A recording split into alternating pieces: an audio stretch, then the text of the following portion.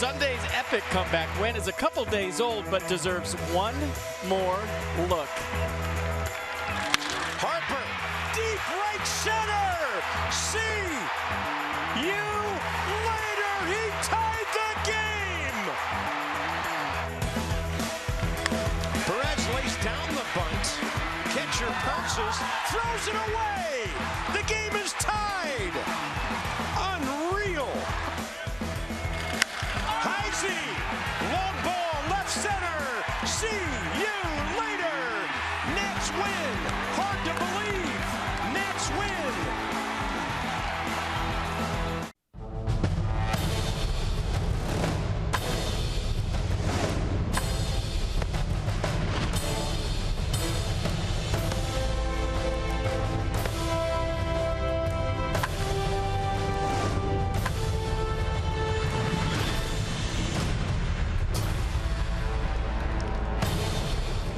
After all the madness on Sunday, everybody around here needed a break yesterday. So coming off the day off, Harper, the Presidents, a lot of fun around the ballpark these days. Hey, why not? The guys have won 8 in a row on this field, dominating the way championships teams do, although in sometimes rather unorthodox fashion. Yeah, we'll take the 15 strikeout game by Tanner Roark, the 16-inning win. I don't know how much more we can take of it, but it's been fun. All right, well, tonight, Max Scherzer, we never know what's in store when Max takes them out. Pretty marquee matchup with him and young Vince Velasquez. Yeah, said his last outing against the Marlins was very uncharacteristic. He wasn't finishing his pitches, so look for the adjustments to be made by Max Scherzer tonight. But Velasquez, mid-90s fastball to upper 90s, so we got a couple of flamethrowers on the hill tonight. Be exciting to see. Velasquez struck out 16 Padres with no walks in a complete game victory 2 starts ago. Yeah, not that great his last time out, coming off that CG. Bryce Harper, unbelievable in Philly. How about a 7-4-11, 3 homers and 6 RBIs? So Bryce right now leading baseball with 9 homers, 23 batted in. Nats Phils, yeah, we're back in the NL East starting tonight.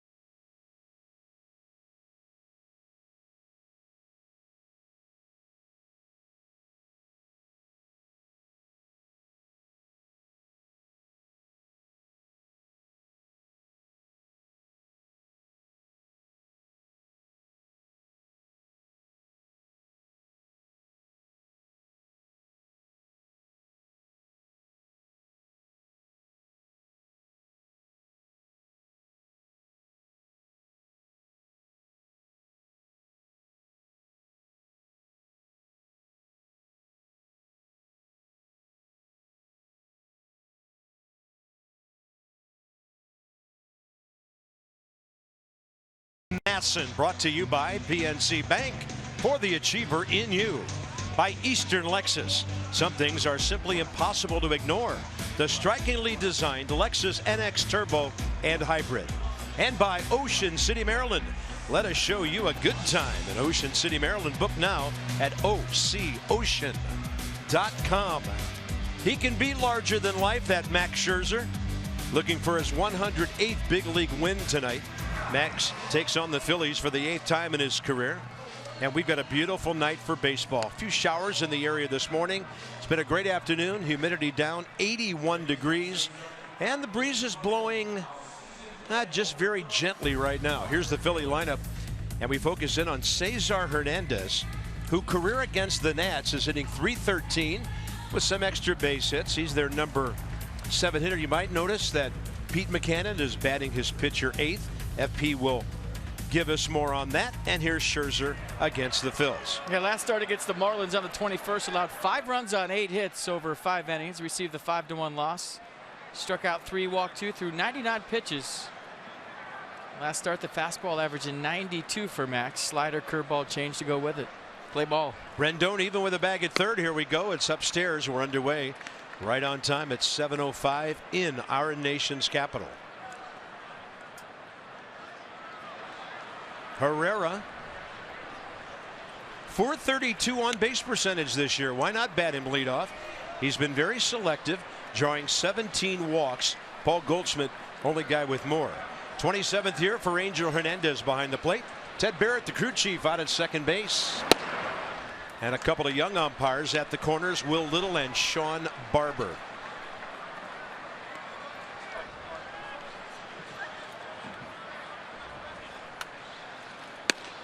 Four-pitch walk to start the game. It's said about his last start, it wasn't a mechanical breakdown. It was just a, hey, here it is. Adjust and let's go as we set the defense for the Nats behind Max tonight. Only difference, Jose Lobaton behind the plate. Wilson Ramos. Yeah, he had to go home. Wilson's grandfather passed away over the weekend, and Pedro Severino is here. The Syracuse ball club was at Pawtucket near Boston, and he was able to make it to D.C.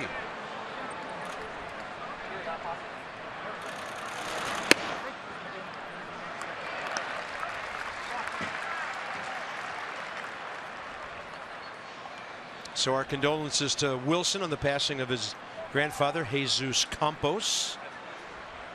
Here's Andres Blanco, the shortstop, hitting .273. Target on the outside edge. Herrera, by the way, 4 for 4 on the year. Phillies have stolen 9 bases, but they've been caught 8 times.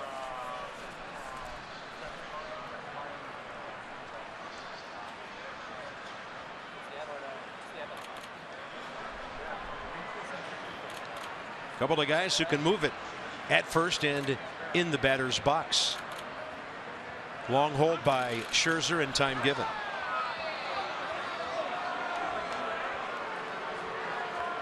I'm surprised hitters don't do this more to Max Scherzer. If you're going to hold the ball on me as a hitter, I'm going to step out every time because you just get antsy up there and the timing disrupts you as a hitter.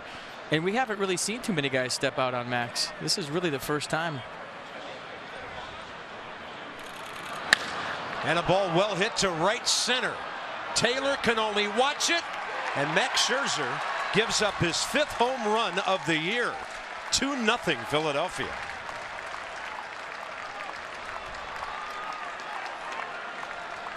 Max has been pretty unhittable. .239 the opponent's batting average, but he's given up the long ball pretty regularly early this season. Well, look at the location of this. It was supposed to be away, and he kind of pulls it down the middle of the plate. When you think of Andres Blanco, you do not think of this kind of pop. I mean, he got all of this one to right center field. Warm night at Nats Park, ball carrying, 2-0 Phils.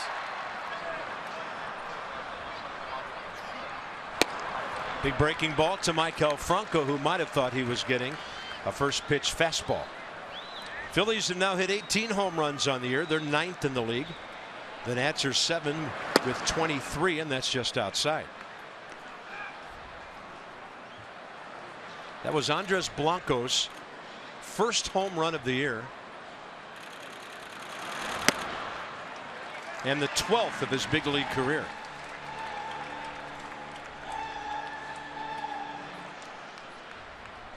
Yeah, last time out in Miami, Marcell Ozuna got him with a 3-run homer in the first inning. Last Thursday, when the Nats were trying to take 3 out of 4 in that Miami series.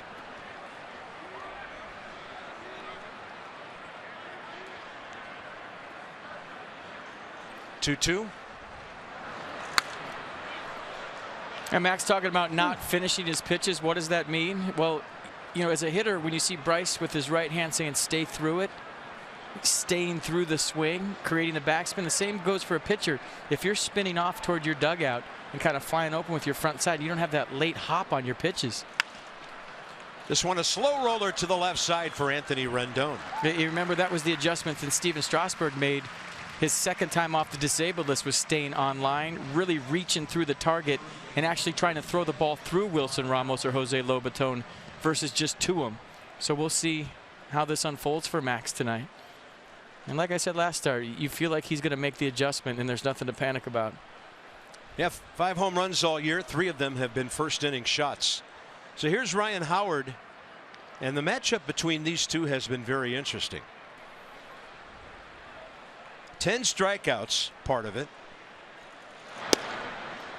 1 RBI, a small part of it.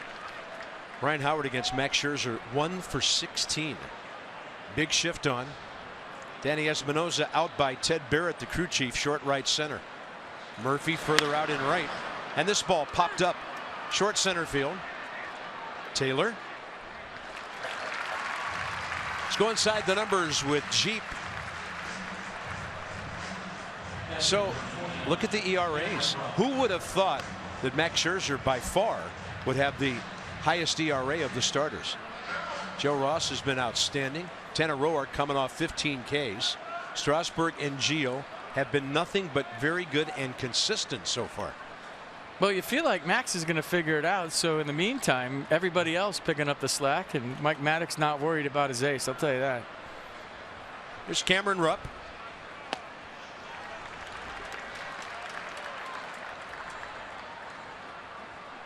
Rupp 2 for 9 with a home run against Max Scherzer career. Getting the catching duty call tonight. 2 for 9 against Max. Fastball inside. You know, Max has so many weapons, but it all is predicated by his fastball, the velocity and the command of it. When that's on, it makes all of his other pitches so much more nasty, because as a hitter, you have to respect it. A fastball slammed off the mask of Jose Lobaton.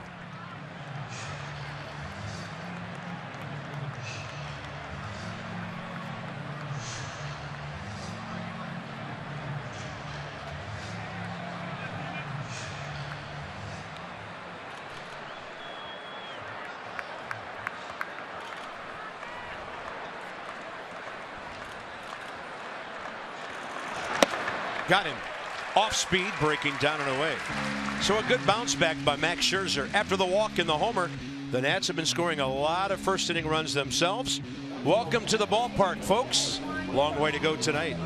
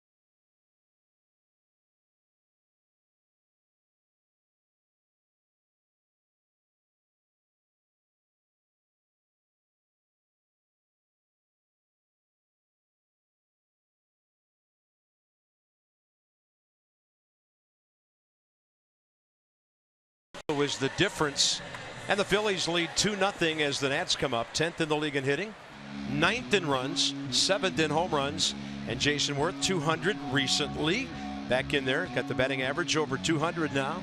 Last 5 games, 5 for 16, couple of long balls. And Worth always seems to light up a bit at the sight of Philly pitching, although the Nats haven't had to deal with Vince Velasquez before. I'm excited to see this guy pitch. Fastball 94 miles an hour. It has some late cut to it. Pretty good curveball, 12-6. Last start on the 19th against the Mets, he received the 11-1 loss, 4 in the third inning, 5 runs on 5 hits, a couple homers, 4 strikeouts. But 2 starts ago against the Padres, he struck out 16 and walked nobody. And when you talk about his fastball, it's got a lot of late jump in the strike zone. And I'm really excited to see this guy pitch. I think I just said that, but I said it again. Well, you always wonder, young pitcher coming off a complete game, what's he going to be like for the next start or two? Fastball riding at 94. His body and his delivery remind me of Trevor Hoffman as a young pitcher.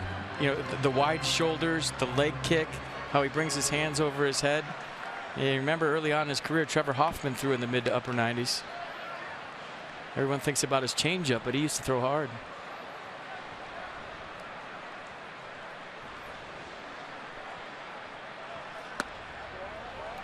And a good take by Michael A. Taylor on a pitch up high.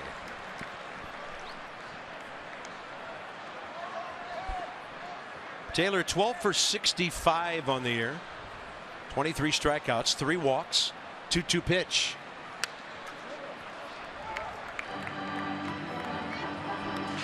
A tremendous athlete, field his position well, he can hit. In that 16 strikeout game, Carp, 20 swings and misses on his fastball. That's the most ever in a pitch FX era. Tying Max Scherzer, Matt Harvey, and David Price. Yeah, originally drafted by Houston, part of the Ken Giles trade.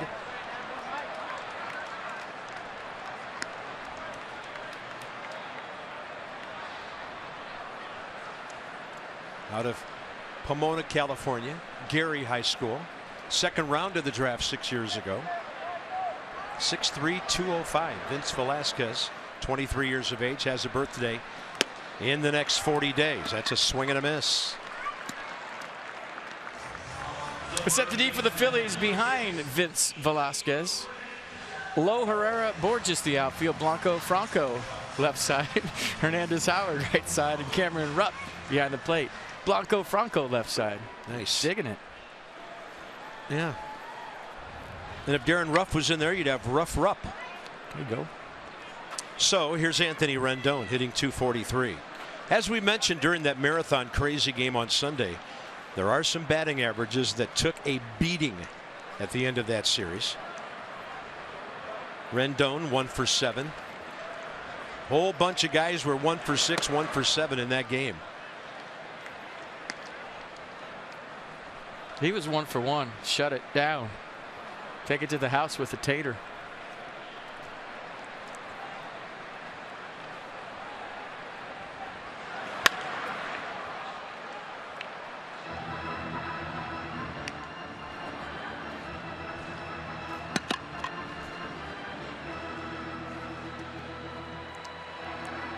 Nats hitting .246, 10th in the league coming out of that game. 9th in runs, 7th in the long ball. And a 1-1 pitch. Rendon to right. That'll back up Peter Borges just a bit. 2 down. Here comes Bryce, first career pinch hit home run.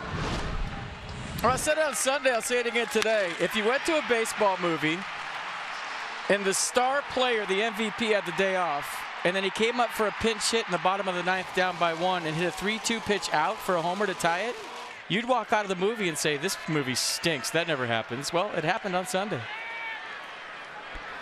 Then he got the rest of the day off after having the first part of the day off. That was awesome. Bryce, that was his 15th extra base hit. Tied with Josh Donaldson for the most in all of baseball. And he punished the Phillies, as we showed you, 7 for 11 in that series with 3 home runs at Citizens Bank Park. Velasquez, by the way, has given up 2 home runs in his first 21 innings.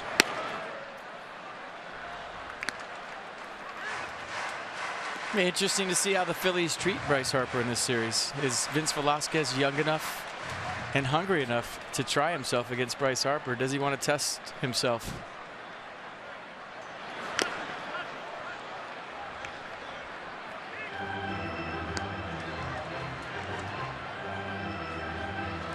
Makes that ballpark up there look even smaller than it is. Pretty small to begin with. Bryce is also third in the league in runs. Most RBIs in baseball, most home runs. 2-1 pitch. Fastball away. So the young guy humping up 95-96 here early. Shift is on.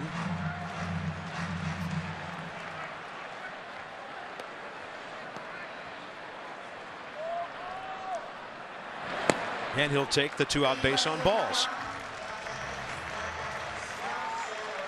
Bryce going to walk 15 times in this series. Yeah, there's some teams just through with him. Longest time of game in Nats regular season history. We make that note because of the 18-inning game against the Giants a couple of years ago. So Bryce gets his first pinch homer. Heisey his first walk-off. So a leadoff homer, a ninth-inning pinch hit homer to tie it, and an extra inning walk-off home run. Matt Dendecker was surprised when I told him today that 4 or 5 guys had done the singular bookend thing where they had a leadoff homer and then walked off.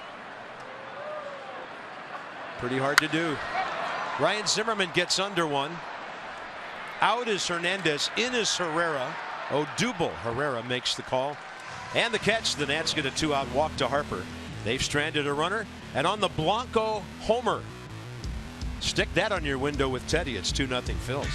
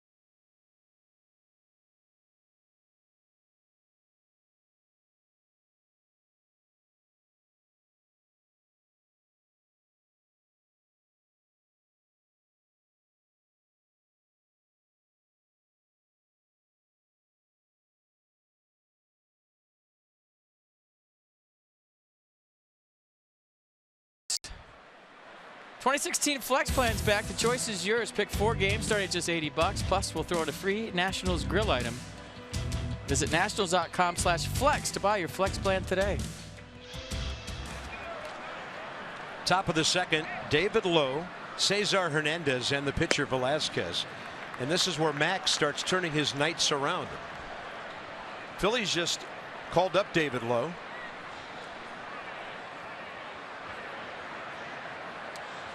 Nats have seen him in the past with the Royals and with Baltimore. Last year he hit .201 in 84 games for the O's. They signed him as a free agent late January and called him up last week after he was 7 for 25 with a couple of RBIs at Lehigh Valley, their AAA. I'm having a lot of 90s flashbacks tonight. I got Jim Eisenreich hitting right now for the Phillies. How about that comparison?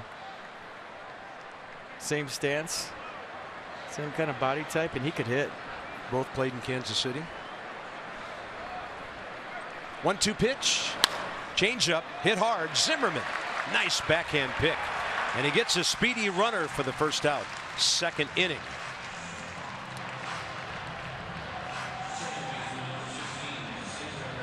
That'll bring in Cesar Hernandez. So what I mentioned a moment ago, Max, this is his turnaround time, because this year he's now given up 8 earned runs in the first inning and then only 6 in his other 21 innings combined. Hernandez 2 for 11 career against him. And batting .262. From the left side, 15 for 48. Cedric Hunter, the player the Phillies no longer have, that they did when we first saw them, and a base hit to right. That'll give Velasquez a chance, batting in the 8th spot, to sacrifice a runner. So FP, you talked to your old buddy Pete McCannon. Why is he batting Velasquez 8th? Because he won a few games and said, I'm going to stick with it. No, Peter Borges hitting 9th is like another leadoff hitter. So when you have a fast guy hitting 8th, you really can't steal bases because the pitcher's always bunting you over. And so by batting Borges 9th and then having Odubel Herrera at the top of the order, he's got 2 speed guys back to back. So when Borges hits 9th now, if he gets on, he can steal 2nd, and it's more conducive to his game. Trying to get him going too. It's hard to get going as a hitter if you're struggling, if you're hitting in front of the pitcher. Yeah, he's 10 for 51, batting a .196 with his new ball club. That ball's up and in, and that'll be as good as a bunt for the Phils. And now Velasquez could bunt Hernandez over to third, but that would be for the 2nd out. Not that big of a deal. Whoa. They're going to call that a pass ball on Jose Lobaton. That's a wrong call. It's a wild pitch.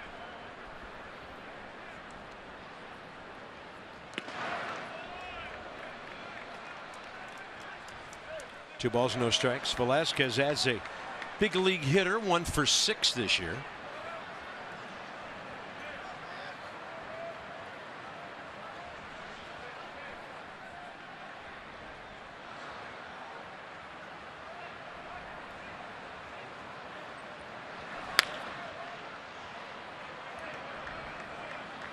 A lot of times, you know, staying through and finishing pitches just means slowing down your delivery a little bit, staying over the rubber. The hitting comparison is a hitter that's jumping at the pitcher. His bat kind of trails. Get underneath the baseball. Same applies to a pitcher. You stay over that rubber just a click longer, and then you get your release point.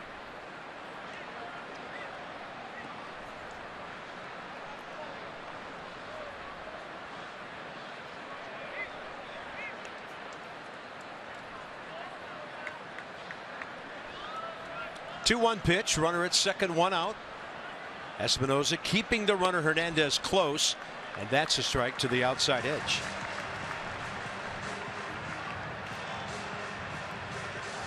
Nice slow delivery there, stayed back, finished the pitch. 93 on the black.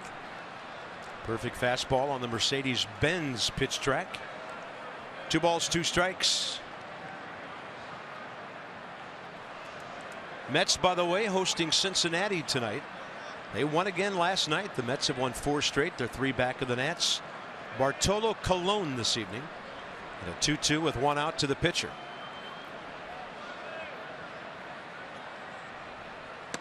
Got it. Off speed, 85, the slider.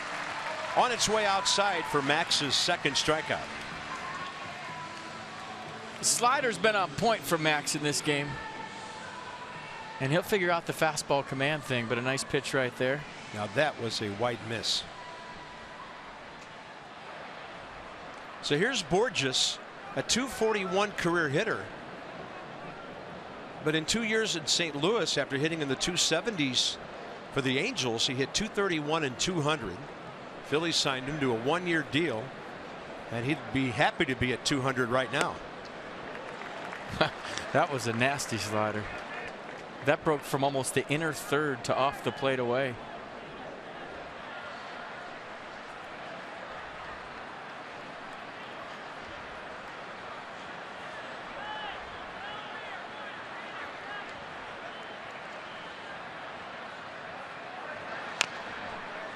And you remember the 16 strikeout game against the Brewers last year. Jose Lobaton was catching him that day game in Milwaukee. And the one thing you know with Jose back there is that he's going to figure out what's working and he's going to wear it out. So if the slider's working, you can see a lot of them. The curveball's working, you're going to see a lot of them. If the changeup's on point, you're going to see a lot of them. But he's got a good feel, and he's going to put the right fingers down.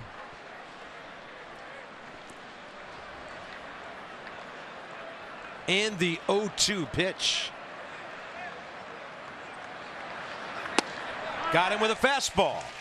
So the slide piece sets up the 96, and Borges could not pull the trigger. Max has 3 Ks. Murphy, Worth, and Espinoza coming up.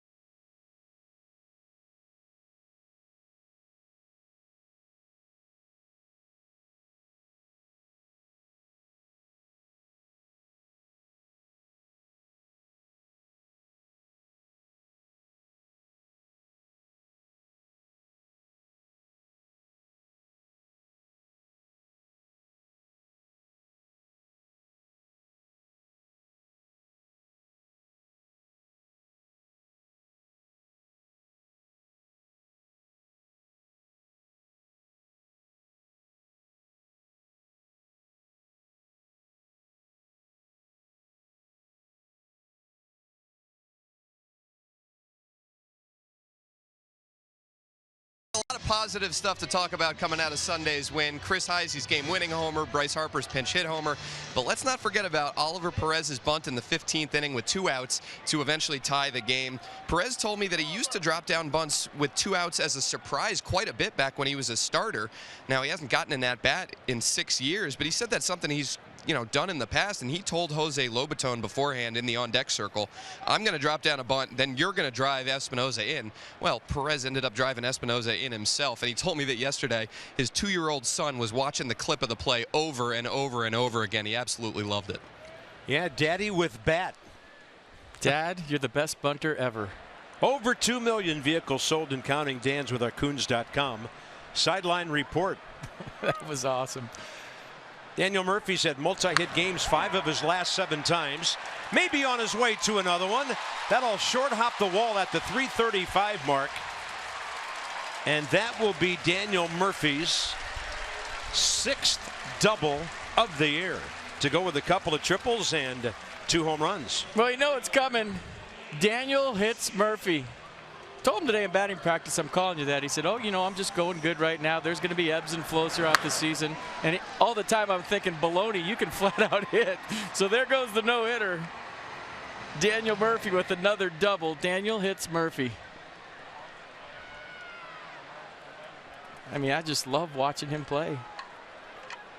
The Nats could have been better Sunday in situations like this. They had some runners in scoring position early in some of those innings and didn't push him over or get him home.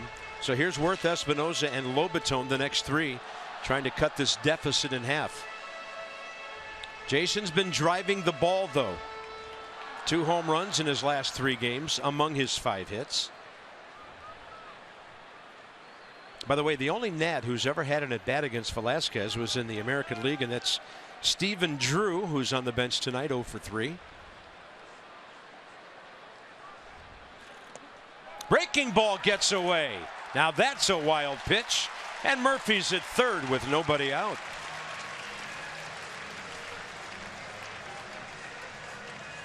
And now Jason Worth's mindset changes a little bit from trying to move Daniel Murphy to third to picking him up from third base.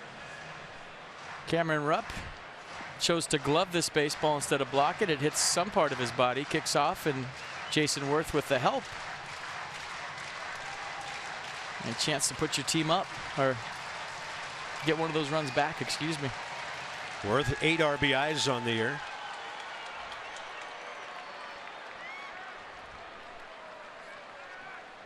I'm just so used to them scoring in the first inning and being ahead.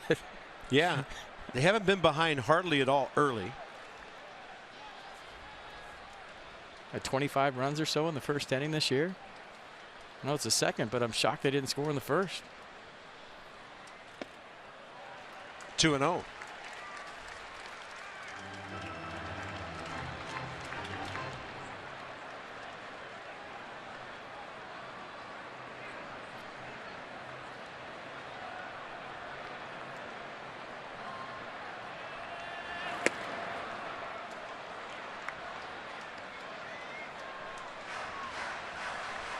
Velasquez coming into this game in 19 innings, 3 walks, 29 strikeouts, and giving up only 11 hits in that time. He has been nasty and stingy. Front door breaking ball. Angel Hernandez calls it a strike. Yeah, if he's throwing that curveball for a strike, it's a rough go because you have to sit on 96, 97, and then he drops the 12-6 hammer. And got the benefit of the doubt. Yeah. So Nissan with our pitch track right there. 2-2. Worth blown away with 94 upstairs. 1 out. Second K for Velasquez. Yoga in the outfield returns in 2016 following the Nationals Marlins game on Sunday, May 15th. That's a 1:35 game. It's not a stretch to say this is the biggest and best yoga in the outfield ever. To purchase your special tickets, visit nationals.com/yoga. Danny Espinosa. Contact needed here with 1 out.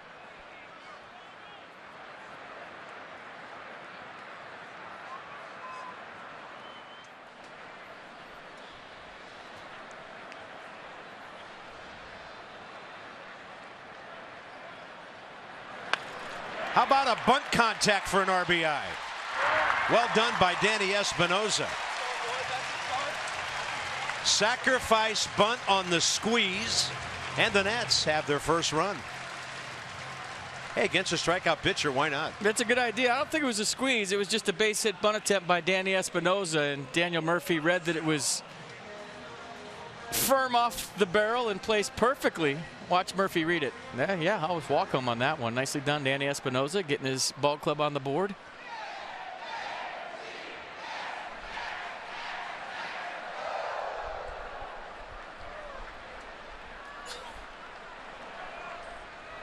Here's Jose Lobaton. 3 for 10 left-handed. Yeah, I like the idea all the way around by Espinosa. Velasquez is a high fastball pitcher. You saw the strikeout pitch to Jason Worth. That's his bread and butter. That fastball right at the letters that looks like a beach ball coming in. And Lobaton flying one near the left field line for David Lowe. It'll be a foul ball when he grabs it to end the inning, but a good one for the Nats. Murphy's leadoff double. They convert it into the first run of the night.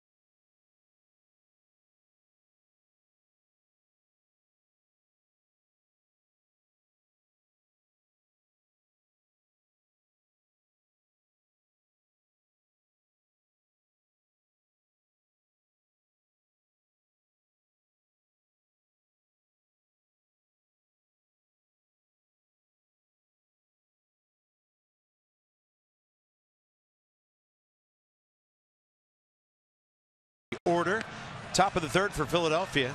Let's have a look at our PNC sort of inside some numbers here. So the Nats against the Twins, crazy strikeout numbers. 15 by 10 at Roark on Saturday, and then a whole bunch by a host of pitchers on Sunday. And they had to go back to 1913 to find 2 games in a row where that many were struck out by a staff. And of course, the 16 innings came into play on Sunday, but there were still a whole bunch of strikeouts before that time. That should say 2.5 game span. Or 3 game span. And Yusmeiro Petit struck out 6 in extra innings.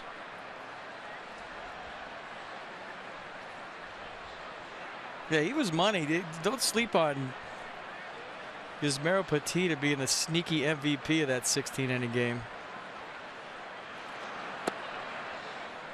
Yeah, I mean, he's had a couple of nice outings out of the bullpen. The Joe Ross blister game and then the 16-inning game, doing exactly what they got him for. And Dan Coco reporting to us that Sean Kelly and Blake Trinan were not available in that game, so that was pretty heady stuff. Because in terms of availability, who was Dusty going to come up with next after Perez? I'll tell you what, Dusty Baker's my early season choice for comeback manager of the year. Let that marinate for a second, maybe. After no job and then coming to a job? Well, there's no category for that. Yeah. 3-1. I mean, only Dusty Baker can win a ball game with a relief pitcher hitting 2 outs and laying down a bunt, and somehow the guy from second scores. It's just how his life has been. He's blessed. He's charmed. And his teams always seem to find a way. 3-2 pitch to Herrera, who walked first time up.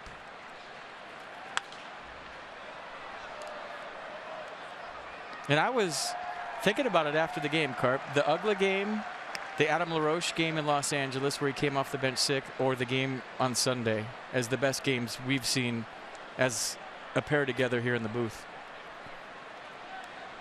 Yeah, 16-inning game in Milwaukee a couple of years ago, but that did not have the roller coaster ride that we had here 2 days ago. I mean, you remember it was getaway day in Los Angeles. Adam LaRoche was sick. He came off the bench and had like 5 RBIs, and from the 9th inning on, it was a seesaw affair. The Ugla game, it was 9-1 last year in Atlanta, and Dan Ugla hit the game-winning home run. You know, postseason Jason Worth Game 4 aside, I think those are the 3 games that stand out to me since I've been here. Oliver Perez demonstrating a new way to demolish a paper cup, 1 strip at a time. And I know Odubel Herrera has had great discipline this year. He's now walked 19 times, and that cup is gradually working its way to the bottom. I've never seen one. This is like a slow motion can opener we're seeing. But I'm wondering why pitchers aren't throwing more strikes to Odubel Herrera, who has 10 career home runs and is a 280-some hitter. They just keep on walking him. Boy, he had a great jump, I thought, and then he stopped.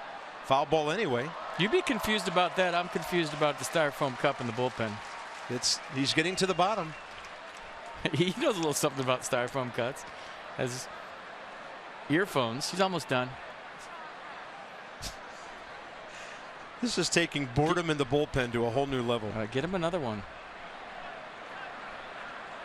Dan Farova, the Nats bullpen coach, right next to him, totally disinterested. It's better than chewing tobacco. That's true.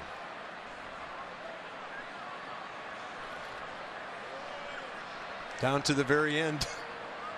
I mean, it's too irresistible, folks. We got to see how this turns out. Yeah. I quit dipping last week, and this is what I'm doing now. Wait till his 2-year-old sees this. Yeah, you think that bunt was good? That's pretty impressive.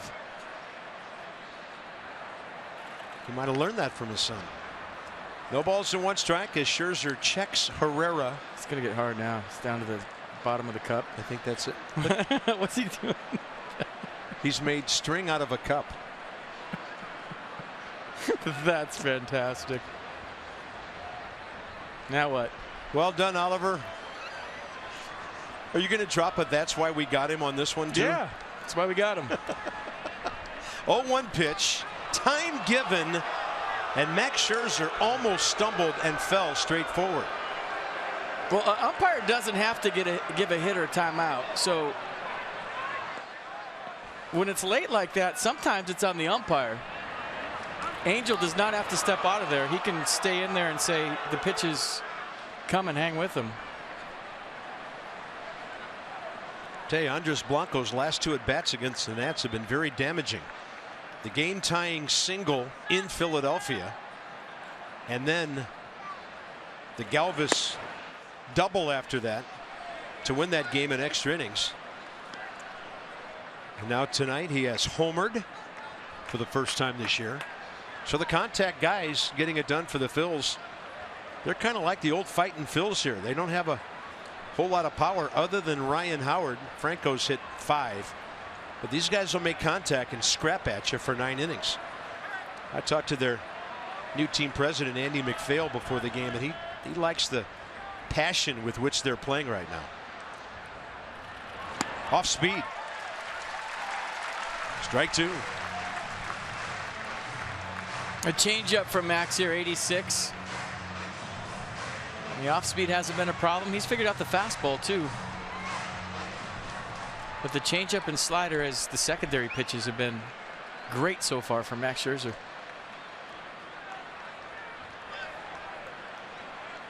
Nats looking for a ground ball. 1-2 pitch. Herrera. Pretty good lead at first. Max goes with this A move. Will Little says safe.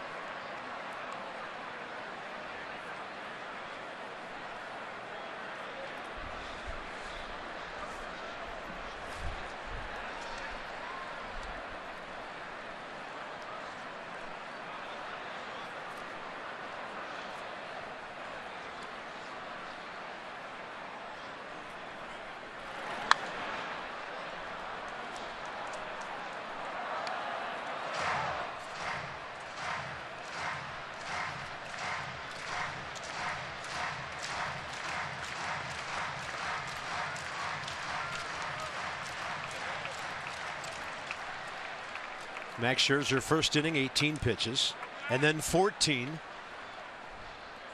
and he's at 43 pitches with nobody out in the 3rd inning. Then a 1-2 with nobody out. Another time. Well, Max 4-0 with a 1.46 and 5 starts against the Phillies as a National, and obviously in the scouting report in the pre-series meeting they talked about, hey, if he's going to hold it on you, we're stepping out. It's obvious that that's part of the game plan tonight by the Phillies. They haven't had much success against Max, so they're trying something new.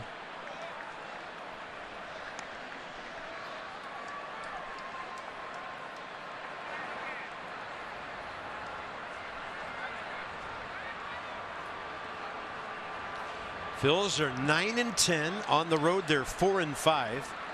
Same record in the division.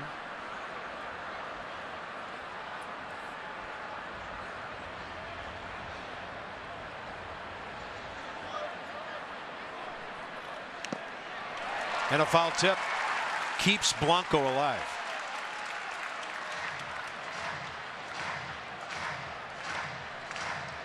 National League East. As I said, Mets have won 4 in a row. They won last night. The Nats have won 3 straight. Unbeatable at home. Phillies hanging in there. Not much going right for the Braves, who are already behind tonight at home 4-1 to the Red Sox.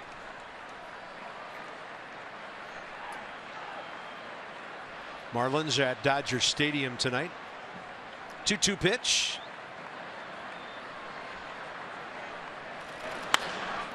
Out of play. And Max uses that hold to disrupt the runner's timing, and he has classifications for runners. He's got burner, or you're fast, or you're stealth, or you're not at all. So there's 4 classifications for him as a runner. And I think you could say Odubel Herrera is fast, maybe not a burner. Burner, the upper echelon guys like D. Gordon. Stealther guys you just have to throw over once, because if you don't pay attention, they'll steal on you. and then not at all. You just, the slower guys you don't pay attention to. Lobaton moving in for the target, and Blanco hitting it at almost a 45-degree to actually almost a 90-degree foul ball to the right. So having to use a lot of bullets here. Mercedes-Benz has the AB. Get your protractor out, Bob. I don't have one of those. Get your degrees right. I didn't know. There's geometry students out there listening to I you. didn't know what those did when I was supposed to know. Hard hit. Murphy. Espinosa. He always has the arm to make up a little bit of time on a 4-6-3 double play ball that was hit really hard. Well, the speed of this baseball allows Daniel Murphy to knock it down, stay with it with the bare hand, a nice backhand flip to Espinosa. And this ball was hit hard, so Murphy has time, but he got rid of it quick. Danny Espinosa does a nice job of coming across that bag and using that big arm of his. Max Scherzer fired up with the fist. Nicely done. Maikel Franco with 2 outs. And he didn't get a first pitch fastball that time either. Same pitch, same swing, same miss as in the first inning right after the Blanco home run.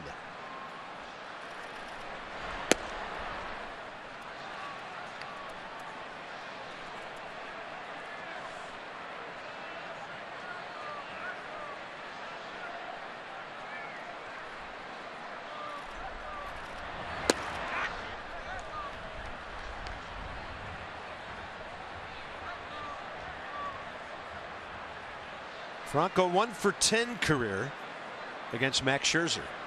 Infield to pull. They're not having a very good time with that Scherzer slide piece.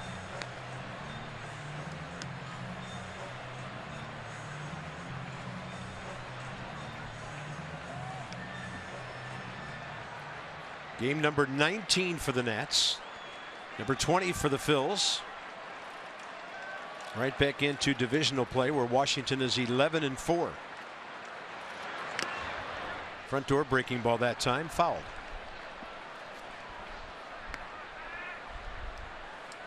Scherzer, Gio, and Tanner Roark for the 3 games of this Phillies series. Nats will see Jeremy Hellickson tomorrow night. 2-2 pitch. Fastball inside.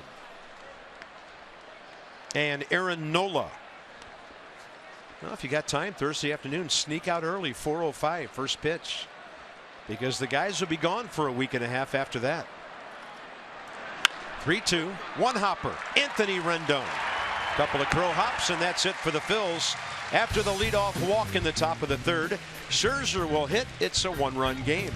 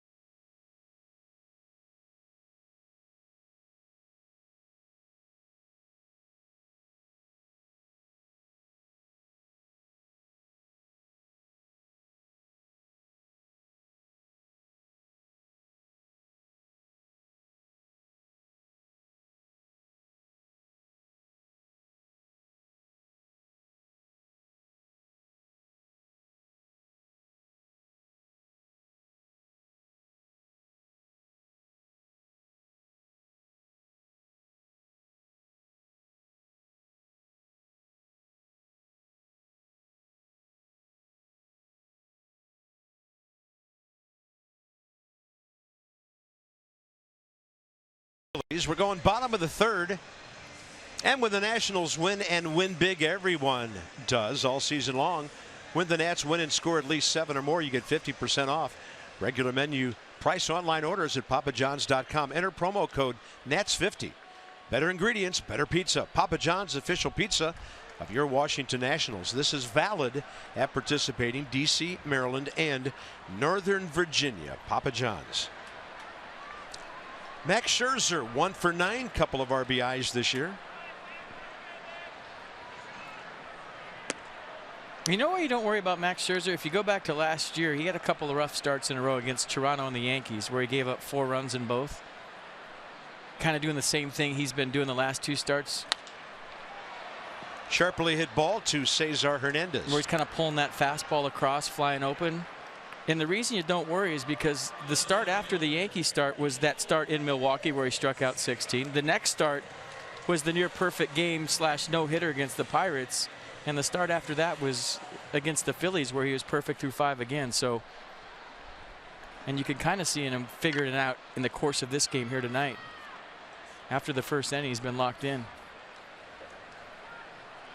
Nothing wrong with giving up too early and then shutting them down the way this ball club has been winning close games. Taylor, great swing, right field. And about 3 more of those will be a big time slump busting situation for the Nats center fielder.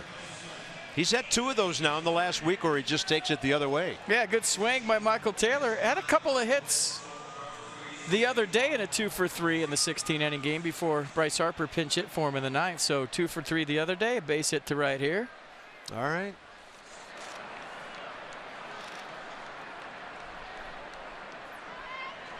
Anthony Rendon went to right first time. Hit the ball pretty solidly in the air. Caught by Peter Borges. A lot of room right side for a ground ball. Phillies looking for a double play because they don't want to face who's on deck. Look at Angel Hernandez on top of it right now. The pickoff throw went in the dirt. A lot of times you don't see the ball changed on a pickoff throw in the dirt. But that can have a scuff on it too, so they threw it out. New baseball.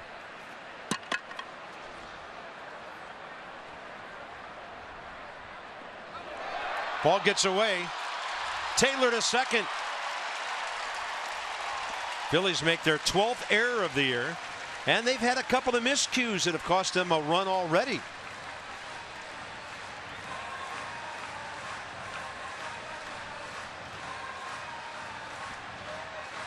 Good trip by Cameron Rupp right here to calm down Vince Velasquez. You know, you're seeing some young mistakes. You know, he's very aware of Michael Taylor. A little quick with the pickoff throw, and Ryan Howard couldn't hang on. Good heads up by Michael Taylor. That ball didn't bounce far away from Howard to get to second.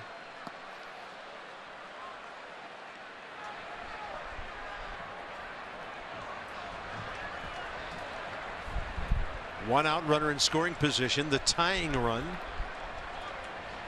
Rendon, 1 batted in so far. And that front door breaking ball, the curve stayed inside that time. Angel Hernandez took a long look at it. Ball 1. He saw Vince Velasquez. He said strike. He thought that was a strike. Same pitch he got called in his favor against Jason Worth.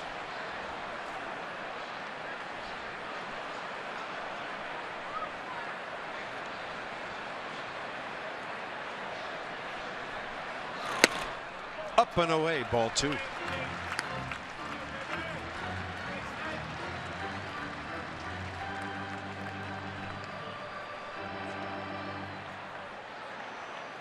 Velasquez given the error on that play.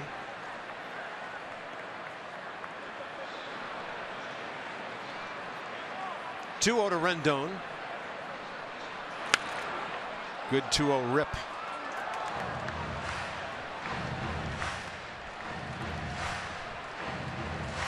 (23-year-old) Vince Velasquez, career record 3-2 with a 3.48 ERA. This is his 11th career start. 4th for the Phillies.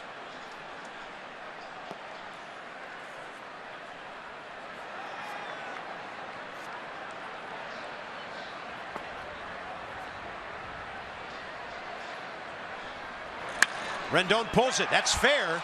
Great play at third by Franco. And Howard stays on the bag. Maikel Franco costing the Nats a run. 2 down.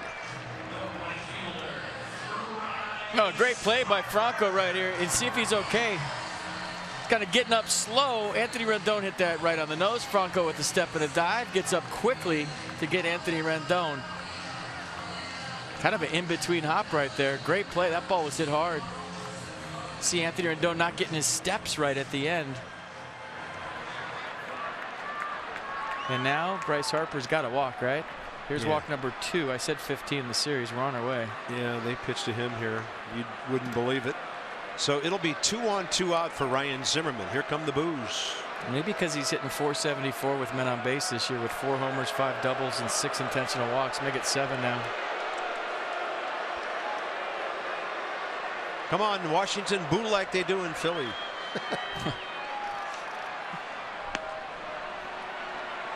Well, big spot for Ryan Zimmerman, who went swinging at first pitch in the first inning and hit a fly ball to center. Just don't throw your sweatbands on the ice.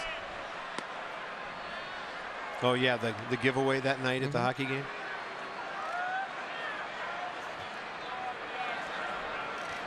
So Bryce now, 9 strikeouts, 12 walks.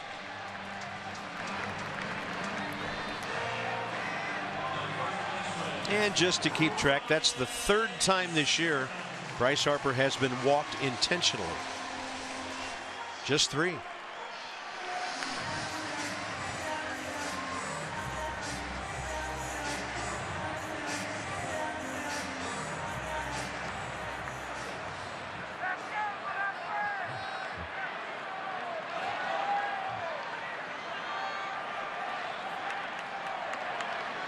Ryan Zimmerman, a homer, 6 RBIs.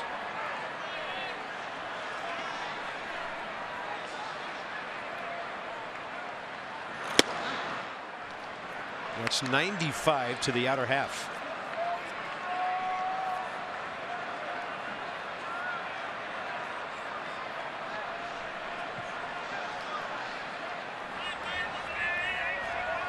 Bryce, a huge lead at first as the trail runner because they're pinching Zimmerman a bit on the right side of the infield. And that is a strike call that Ryan did not like. Thought it was in. He said that's in.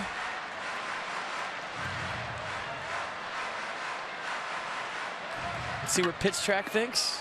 I mean, Rupp's setting it off the plate, right? Yeah, not even very close. A lot of things a pitcher can do in this situation without a runner at third. He wants to bury a breaking ball, which he does, and it's blocked by Cameron Rupp. Ball 1. I'll tell you what, if I throw 95 to 97 and you're giving me 2-3 inches off the plate in, I'm going to wear that out all night to right-handers until you show me as an umpire you're not going to call it. It's a hard pitch to get to for anybody. I don't care how quick your bat is.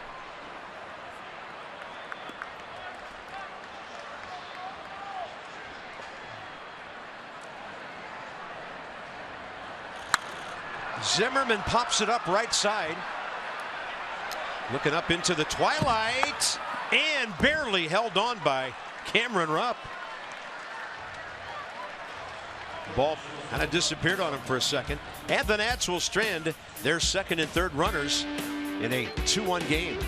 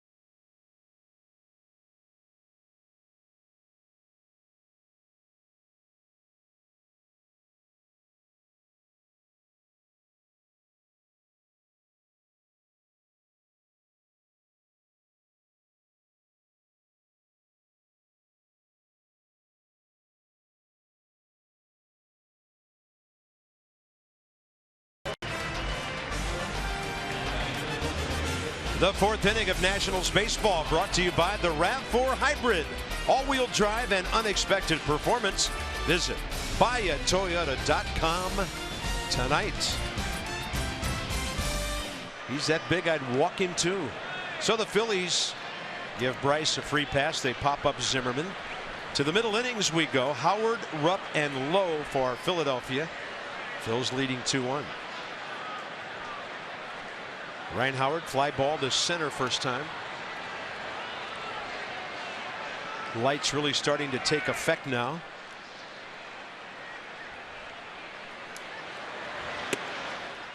It's a curveball that ends up way inside on the big left-handed batter, who in his career against Nats pitching has hit 42 home runs, walked 78 times, and driven in 128.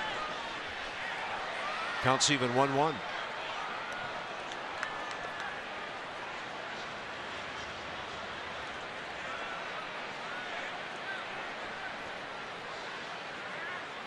Shift on. Murphy well out into right field. Reds have a run at New York to lead Bartolo Colon and the Mets. Third inning, 1-0. I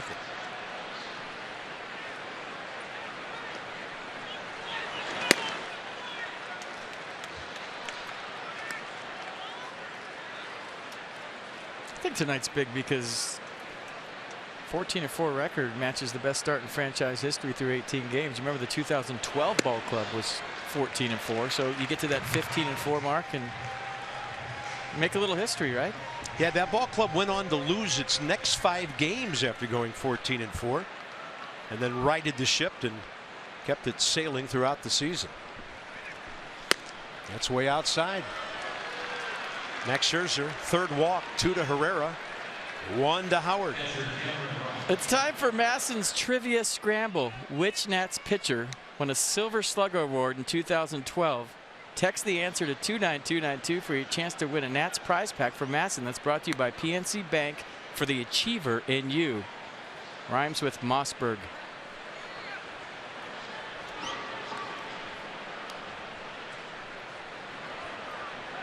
Rhymes with Flossberg. And if somebody gets that wrong, I have no idea what to say to him. Here's Cameron Rupp, the catcher.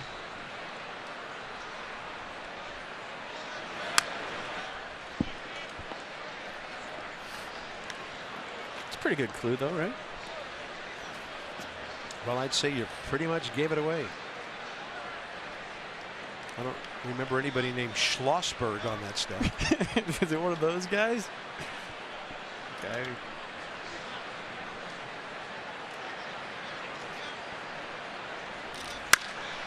And that ball hammered by Cameron Rupp out to left center.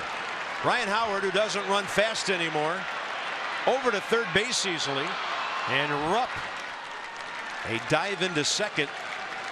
So 2 runners in scoring position with nobody out.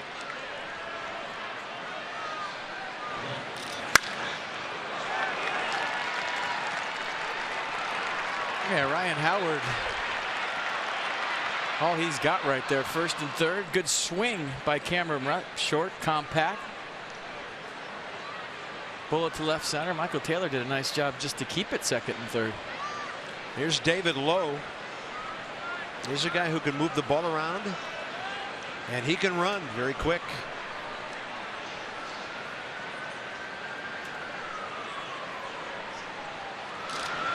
The last time the Nats went to Kansas City was 3 years ago. They're heading there next week. David Lowe was a Royal, hitting .286 that year in 13.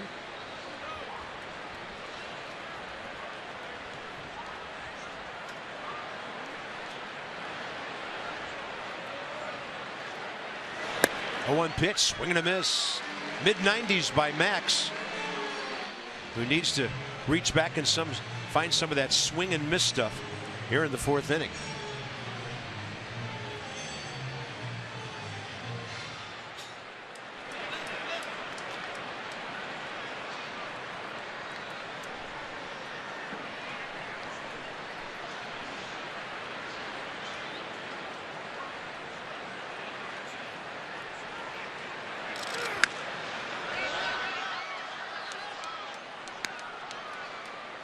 Jose Lobaton wanted that fastball up, trying to climb the ladder here against Lowe.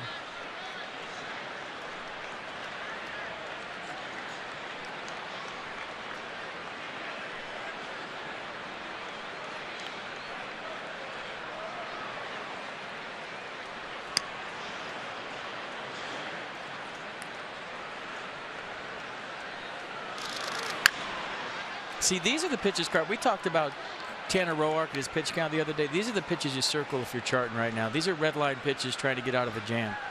So when you talk about just a number, you know, right now, if you're Gio Gonzalez, you're circling pitches number 65, 66, 67. As, you know, Max Scherzer putting the pedal to the metal right here, trying to get out of this jam. High stress.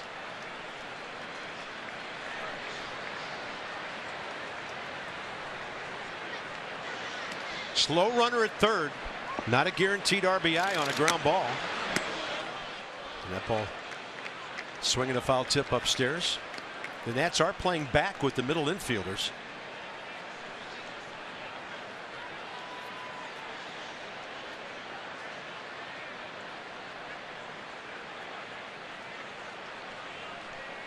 And if he hits a one hopper to short, Danny Espinosa might have a decision to make. Best arm on the infield. 0-2. Max looking for the K. Changeup. Right side. Zimmerman coming home.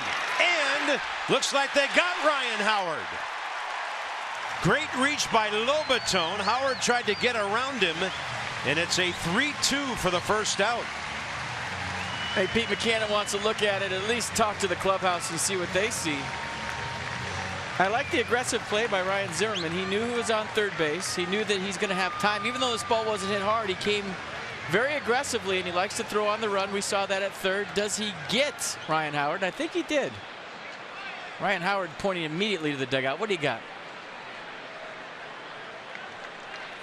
I'll tell you, Lobaton reaching a long way. Did you see Max Scherzer hit the dirt? So the throw wouldn't hit him? Tough to tell on that angle. Look at Max Scherzer getting down.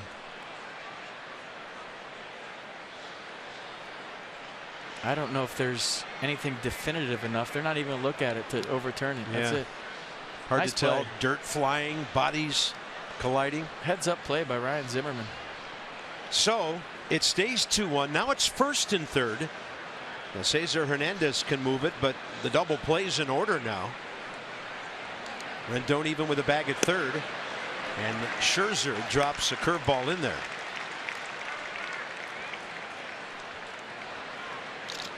Yeah, that's always been Ryan Zimmerman's favorite throw, as you noted, on the run. That sidearm whip, nobody does it better. Pete McCannon squeezed about 5 or 6 times in spring training. He likes to play. I don't know if this is the situation, but he's not afraid to do it. Yeah, he's got a. First he had his first baseman at third. Now he's got his catcher. Change up. Beauty. As they say in Canada. It's beauty, eh? 0-2 with 1 out.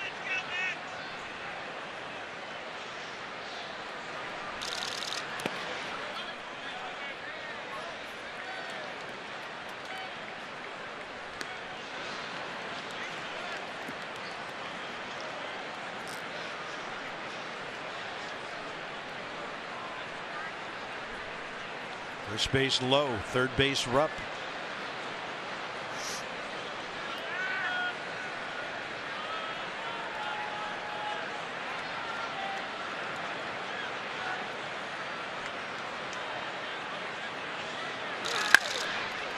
And a solid single to left will put the Phillies on top 3-1. Cesar Hernandez 2 for 2. And the Phillies back up by 2.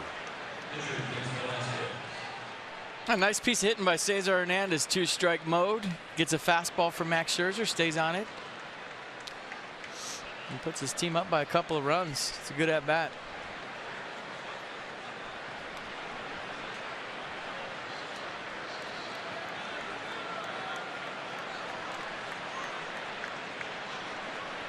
lot of possibilities here. Velasquez maybe trying to bunt a couple of runners over. He takes a fastball for a strike up in the zone.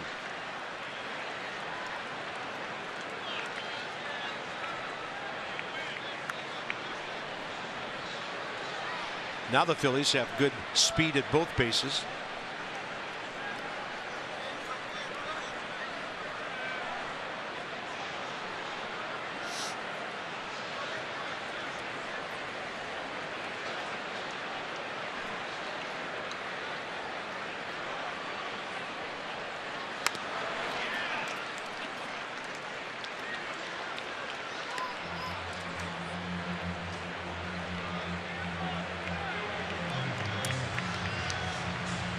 This is Max's second longest inning. 23 pitches in the third, now 20 more right here. He's at 75 with one out, top of the fourth.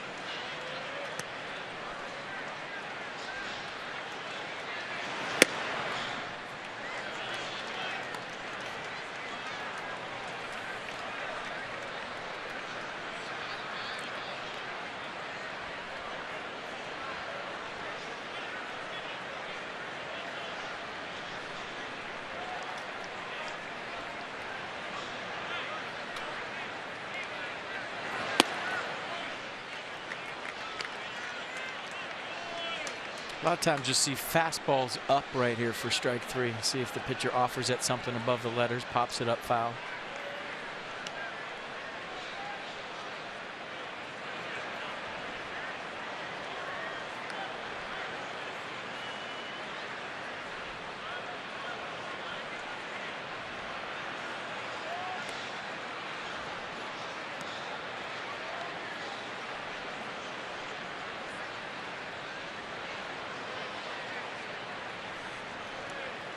Two with one out.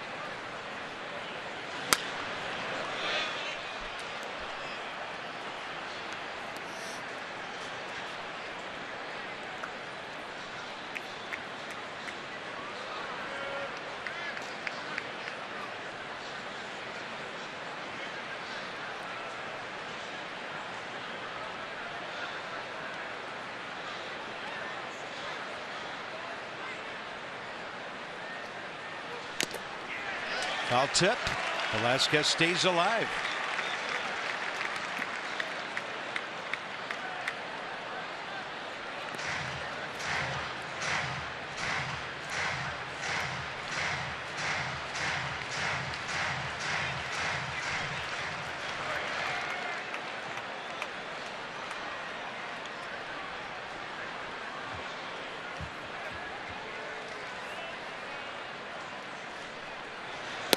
Finally, the second out on Max Scherzer's fourth K of the night.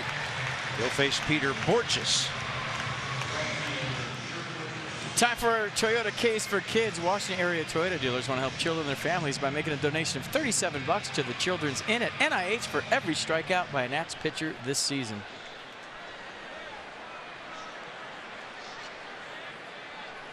Borges struck out looking first time. Max got ahead of him with some really good sliders and then buzzed him with a heater, and Borges could not react.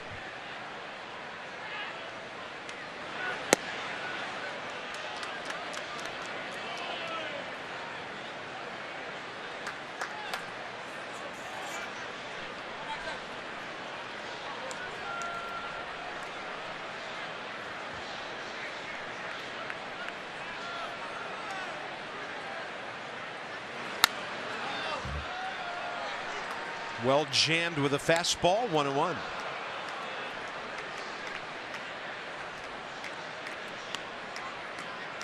Now the Reds have 3 runs at New York, 3-0 Cincinnati, fourth inning. Nats down 3-1 here.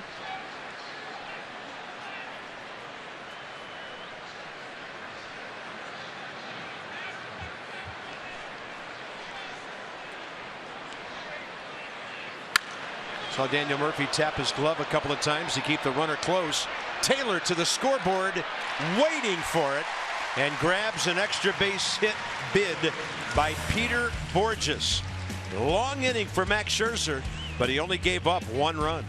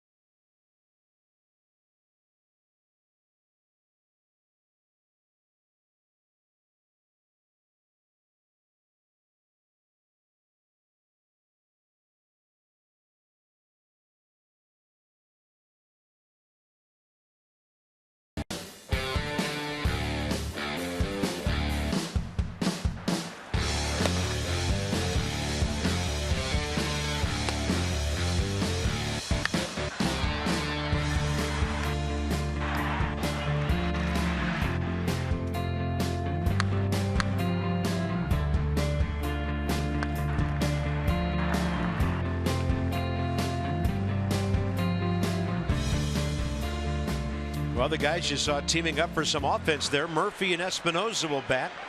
Bottom of the 4th inning. Daniel Murphy, clean double, right field corner, first time up. So he goes left field corner this time, but it's foul. Murphy is tied with Gene Segura of Arizona with 10 multi-hit games on the year. 5 of his last 7 he's done that.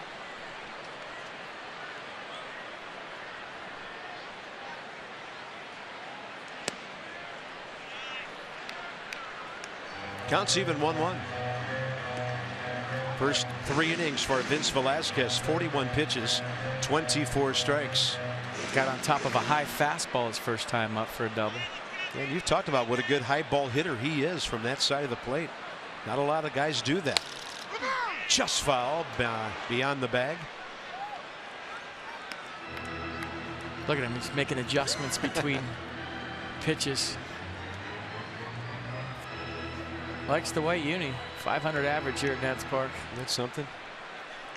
Highest home average by any hitter in baseball. Well, he liked it as a Met. Seemed like he always had to in this ballpark.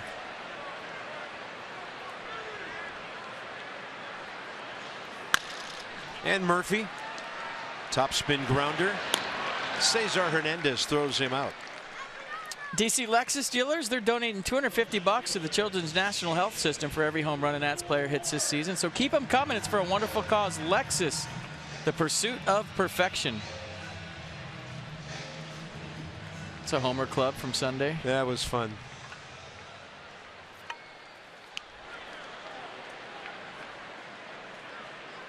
Heisey Harper, Dendecker in there somewhere.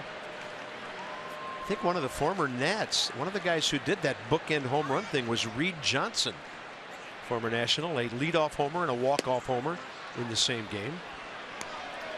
It's about the only thing we didn't see Sunday afternoon into the evening. Jason Worth struck out swinging first time. Velasquez got a front door fastball call. It looked like it was up and in, and that really kind of changed that at bat. Now Jason takes that one right in there. 0-2.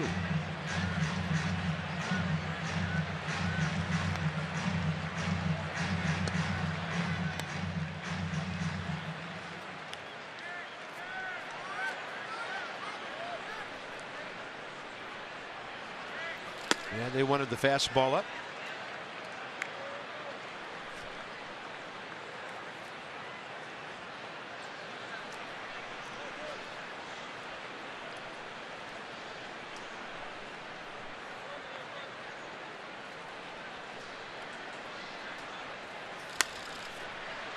In the air, right side. Near the bag, Ryan Howard. 2 outs. Danny Espinosa next. He has the night's only RBI, his 6th of the year. Nice crowd. Tuesday night after a day off. Another night game tomorrow with Gio, and then 4 o'clock matinee with Tanner Roark on Thursday afternoon. Then it's on to St. Louis, Kansas City, and Chicago. I wonder how many people on Sunday said, I wish we would have stayed. Several thousand.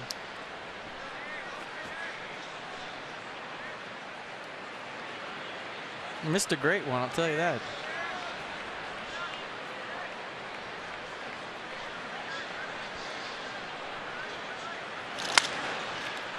One hopper. Velasquez takes care of Murphy, Worth, and Espinosa. This ball game to the top of the 5th. The Phillies on top 3-1.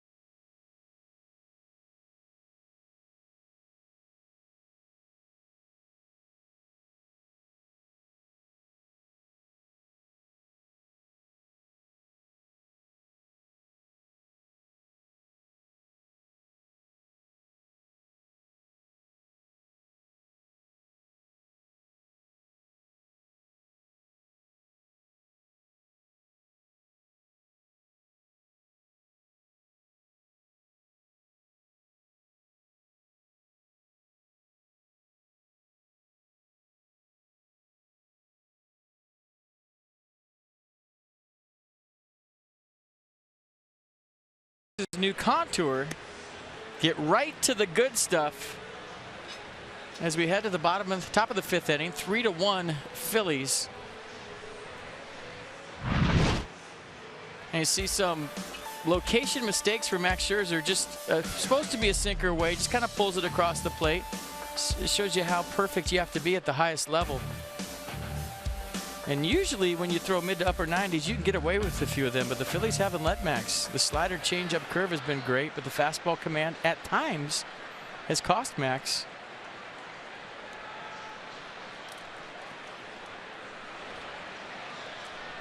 Top of the 5th inning, Odubel Herrera. 2 walks, scoring a run in the first ahead of the Blanco home run. So this Phillies leadoff guy continues to be one of the most walked batters in baseball with 19 already. Second only to Paul Goldschmidt, the power source for the Diamondbacks. Max got in his kitchen pretty well right there.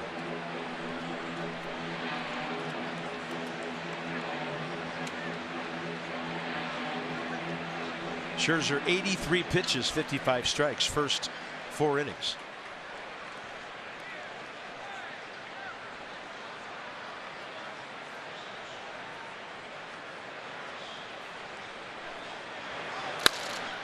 Change up, base hit. This guy is on base all the time.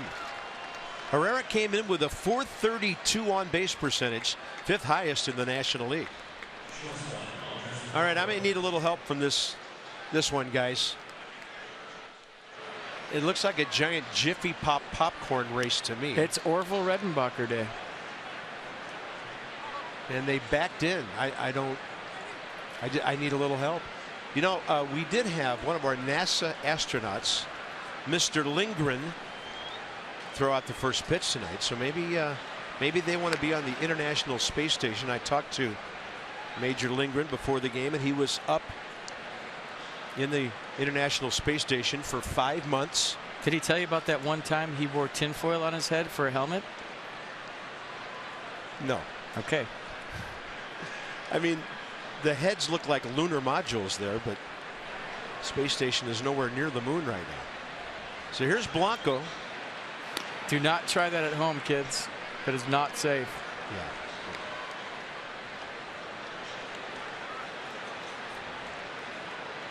Unless, of course, you're an astronaut. Then try it. But it was taking me back to the days of Jiffy Pop popcorn. Yeah, me too. Which, if you left it on the stove for more than 10 seconds, burn city. Yeah, explain to your kids, parents, what that was.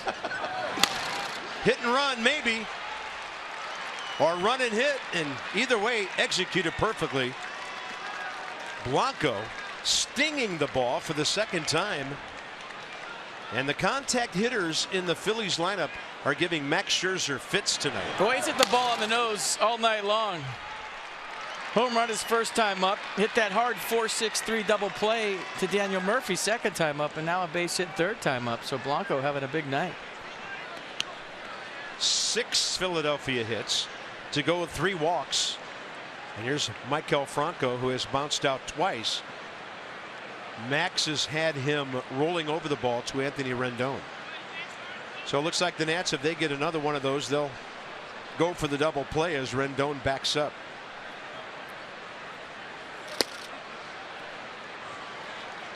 Max ahead.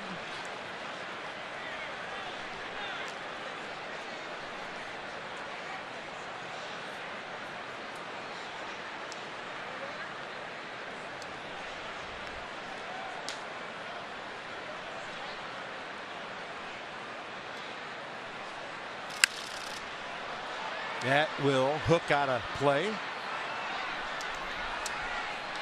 And the count is 0-2 here in the 5th inning.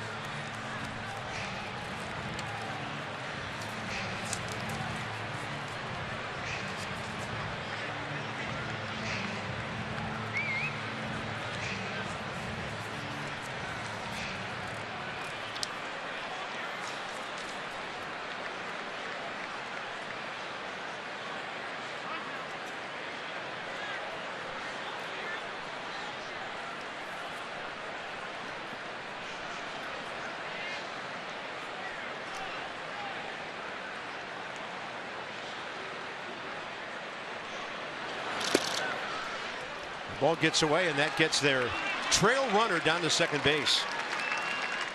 So a slider. Jose Lobaton unable to handle it cleanly. He's upset with himself.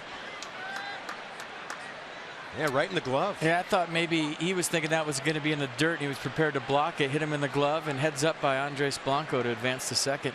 Yeah. We were skeptical of the first pass ball call in the second, but that had to be called that way. Now the infield's in with a 1-2 count and nobody out.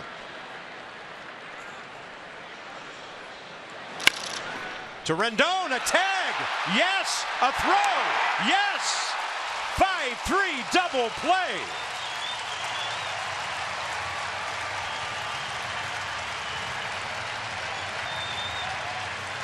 Boy, how many double plays do you see like that? And Odubel Herrera kind of got caught in no man's land. Didn't go home, didn't really go back hard to third base. The ball takes Anthony Rendon right into the base runner, so he tags him. On the shoulder, spin move, sidearm, strong throw, by the way, with no momentum to Ryan Zimmerman. And maybe that turns the momentum of this ball game around. We'll see. Very rare indeed. Here's Ryan Howard with 2 outs. Runner at second base. It's outside. Second double play by the Nats tonight.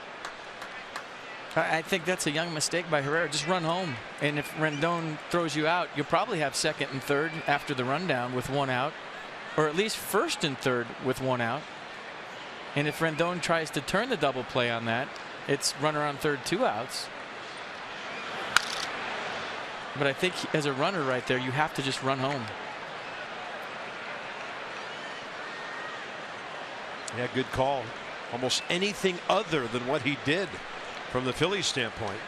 Maybe he just got all locked up because the ball was hit right at him and he froze. Ironically, he's a third baseman. 1 ball, 1 strike with 2 outs. Howard fouls it.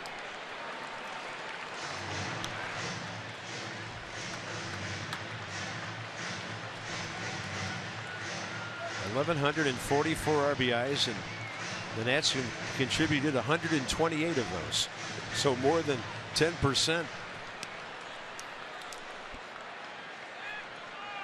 So Blanco, second base, 2 outs now. Much of the Phillies had a chance for a huge inning. 1-2. Lobaton wants it up. In on Ryan Howard's hands, and it's out of play.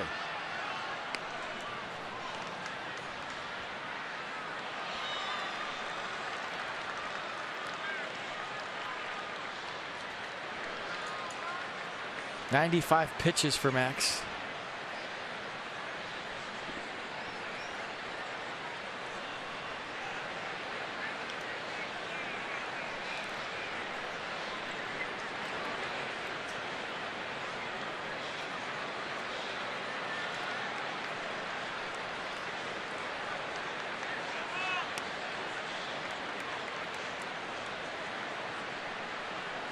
Runner going. And the Nats are just letting Blanco take third base if he wants. Anthony Rendon's the only man on the left side of the infield, and he's not going to give any ground to move around for a runner with 2 outs. 2 strikes, 2 outs. Concentrate on the hitter. If he wants to run behind you, let him go.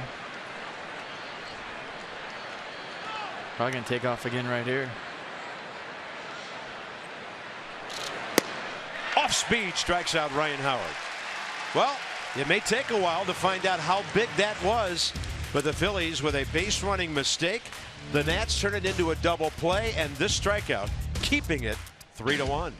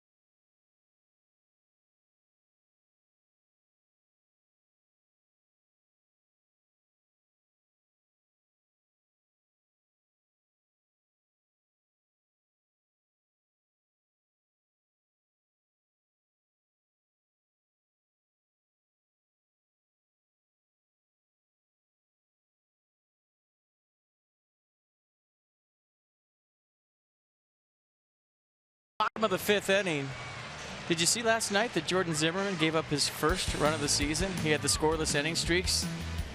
The center fielder lost the ball in the twilight, got booed by Tigers fans, and then he did something he will regret the rest of his career after that. Don't miss this exciting series. Visit Nationals.com for tickets. Tigers coming to town, folks. Yeah, right after the Nats get back from Wrigley Field.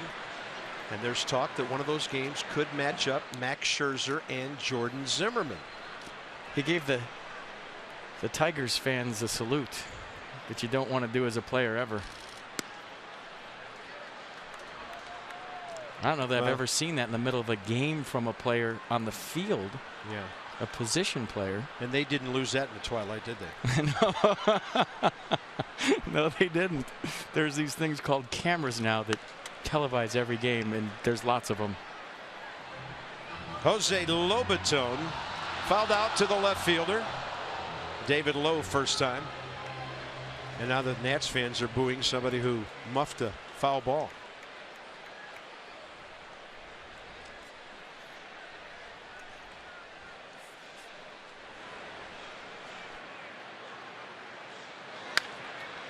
Hot shot, one hop. Ryan Howard, bottom of the 5th underway, 1 out.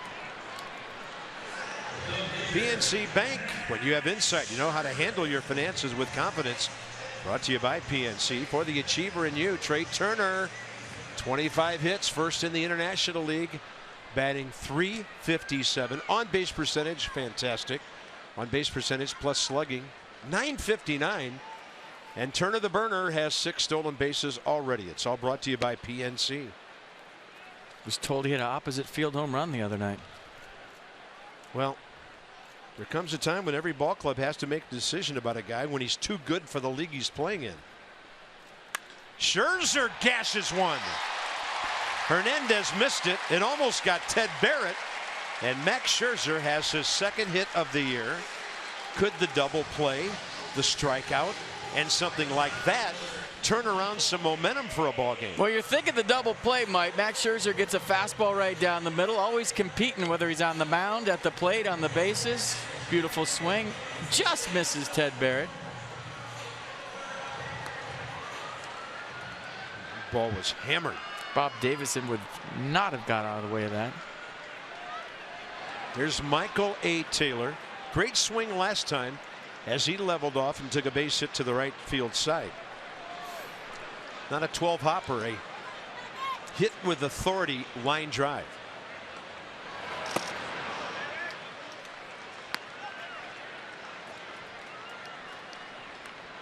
They're going to keep pitching Michael out there until he starts doing that kind of damage.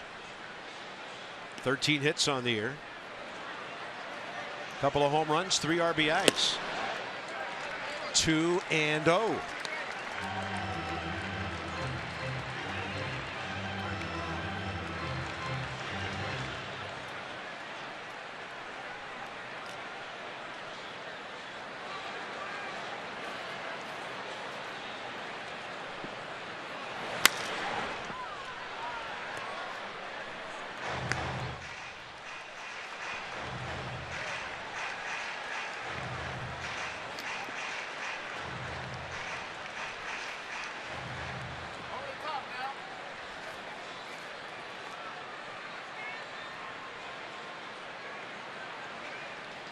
Nats trying to put hits together in the same inning for the first time.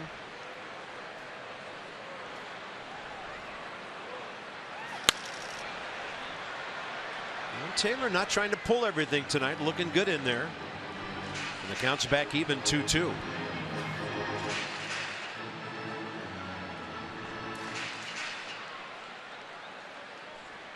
Michael's strong enough. He can do damage in any part of this park.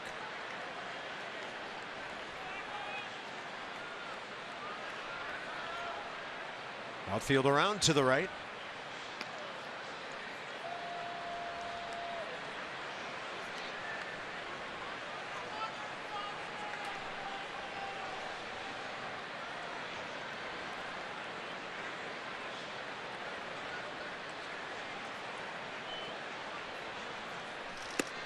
Up and in.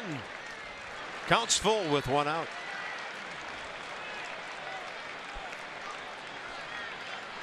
If you're wondering, Max Scherzer, no career steals. No, you don't start him here. Right? You got a strikeout guy at the plate. He's trying to put it in play. Down by 2 runs. Well, I was referencing the throw over. That is ball 4. So the pitcher gets a hit with 1 out. Taylor walks, and Anthony Rendon in a big spot now. Well, that's a good take by Michael Taylor. Pretty close on the 3-2 pitch. Spit on it. He's on base for the 2nd time tonight. Was on base 3 times yesterday and doing a nice job leading off here. Now this could change in a hurry, huh? Anthony Rendon thrown out on that fantastic backhand play by Franco last time. Fly ball to right his first time up. Harper on deck, 1 out here, bottom of the 5th.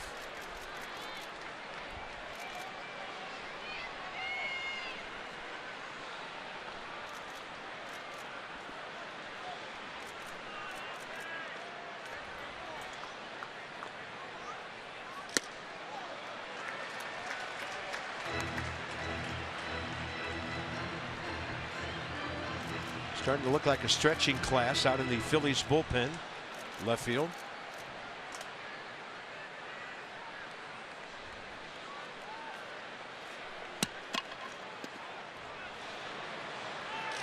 Rendon pulls it right to the 3rd baseman.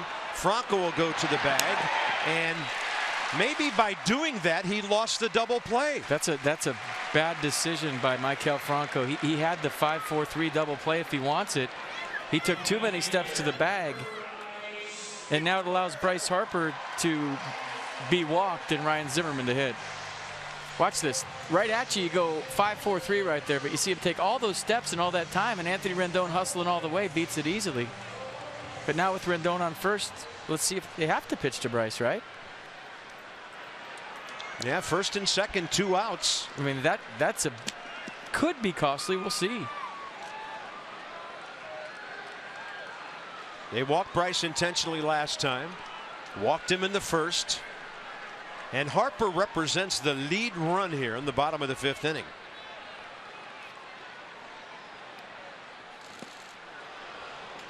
So a couple of plays by Maikel Franco, one running at 3rd, one playing 3rd, giving Harper and the Nats a chance to change this whole evening around. And Bryce has the whole left side, and we've seen him at times make the adjustment and just hit a ground ball to short. If he does, it's a 3-2 game. He might be thinking bigger things, though. We'll see.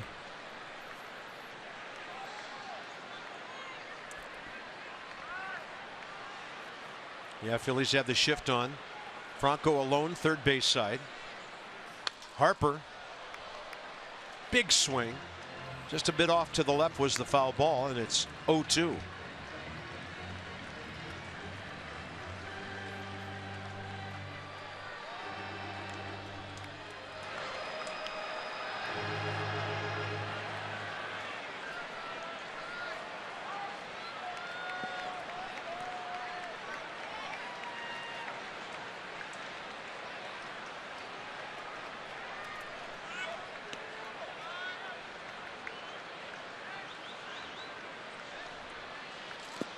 Off speed, blocked by Cameron Rupp.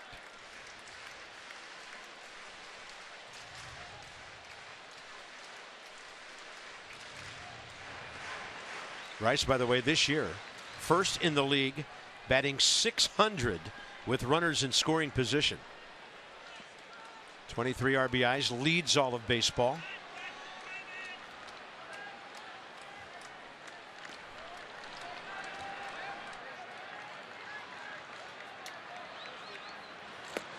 Another off speed, good take. It's 2-2. I'll tell you what, if you're Vince Velasquez right now, he threw a good curveball and a good changeup that Bryce just spit on, and as a young pitcher, that could rattle you just a little bit. And the bottom line is the hitter's on deck that he's retired twice. So he may bait Bryce a couple more here. Rupp wants it down. There's a changeup, ball 3. 0-2 to 3-2. How many times have we seen that with Bryce Harper? And now Taylor and Rendon will get a head start.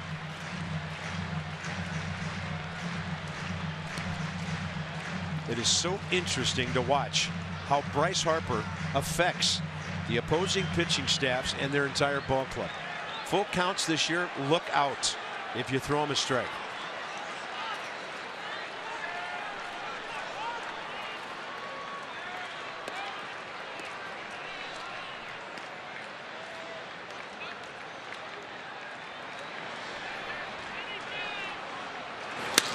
There's a base hit to left center. Taylor scores. Rendon to third. Bryce Harper guides one through the infield. 24th RBI, and it's a one-run game again. Taking what the ball game gives you. He's just such a good hitter, and we've seen him do this before. You give him the whole left side, he's going to take the whole left side. He saw that hole that we're looking at from up here, the whole at bat. He finally got a pitch to hit it to shortstop, and he did. Game moving very slow for Bryce Harper, and I guarantee you, if you run down there and ask him, he meant to do that.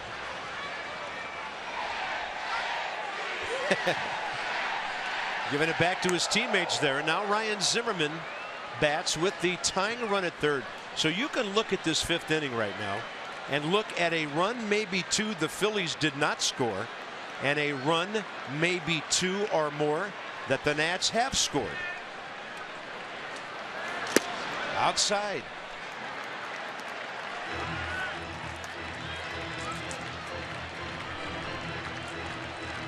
Zimmerman fly ball to center, and a pop up to the catcher on which Cameron Rupp made a great play over by the Nats on deck circle. Harper started then stopped at first, and it's a called strike to Ryan Zimmerman.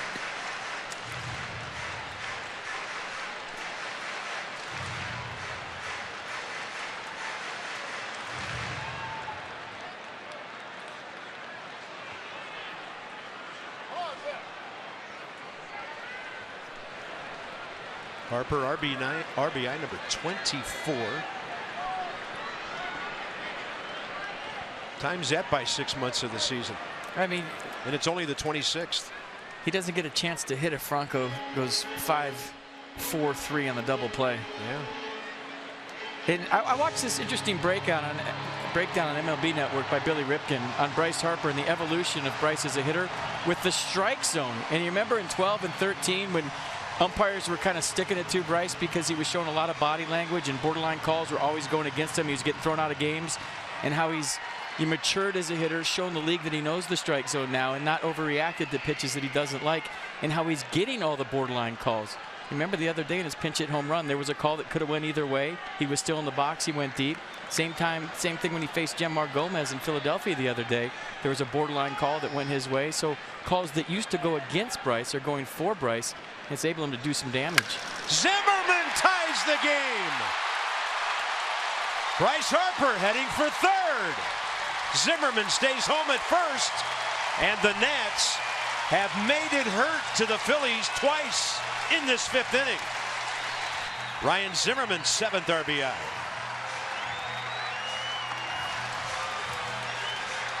Yeah, Maikel Franco knows he made a mistake, and when you're playing a team that's 14-4, if you give them some extra chances, especially when you're facing guys like Bryce Harper and Ryan Zimmerman, good teams will make you pay for that extra out. Bryce Harper going first to third easily, and Ryan Zimmerman coming up big with another base hit, another RBI, and the line is moving here in the fifth inning. Daniel Murphy is next. So counting the top of the inning and now the bottom, we've seen a 3 to 4 run swing in this ballgame. So the Nats back even. Ryan Zimmerman's 15th hit of the year. Murphy 1 for 2 with a double. And after a visit from Bob McClure, the pitching coach, here we go with Murphy and Velasquez. Stanza 3 of the night. I'm telling you, and Bryce spitting on those off-speed pitches too. When you're Vince Velasquez and you're used to in the minor leagues guys swinging right through those, and you get to this level and all of a sudden you make pitches that look like strikes, break out of the zone late, and big league hitters aren't swinging, that'll rattle you. Ball 1 to Murphy, and Velasquez has fallen behind almost every hitter in this inning. Remember, this all started with a 1-out hit by Max Scherzer. And then the Taylor walk. It all started with the double play last inning, maybe, huh? Well, that was a big momentum swing, and the Nats have taken advantage. Ball 2 to Murphy.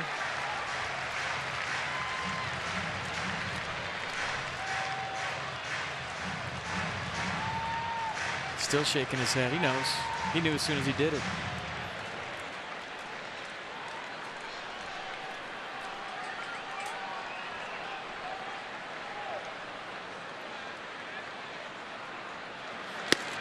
Ball 3 to the Nats second baseman. Jason Worth waiting. And maybe the young 23-year-old pitcher doesn't want to have a whole lot to do with Daniel Murphy here. You know, in Franco's defense, sometimes you get a ball at third base and you don't realize how far away you are from the base when you catch it, and you take those 2 steps and you're done at that point. Once you take 1 step toward third, you're like, uh-oh, I thought I was closer. I'm in trouble now. Been there, done that. Murphy, right field, but it's going to hang up for Peter Borges. So Murphy hacking on a 3-0 pitch. The big hit of the inning. Bryce Harper tying the game. Yeah, this team's driving, man. And then Ryan Zimmerman ties it up for the Nats.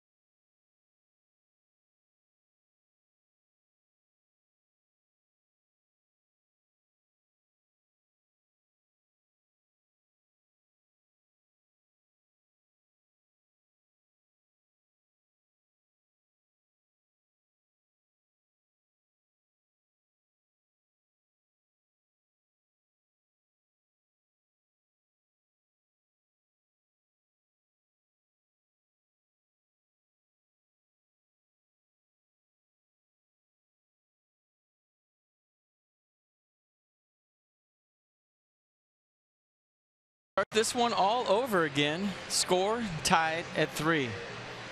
May 28th, celebrate DC's international community with Taste of the World with a special ticket. Enjoy a pregame culinary experience and take home a set of Nationals salt and pepper shakers. Visit nationals.com/special ticket events to buy today.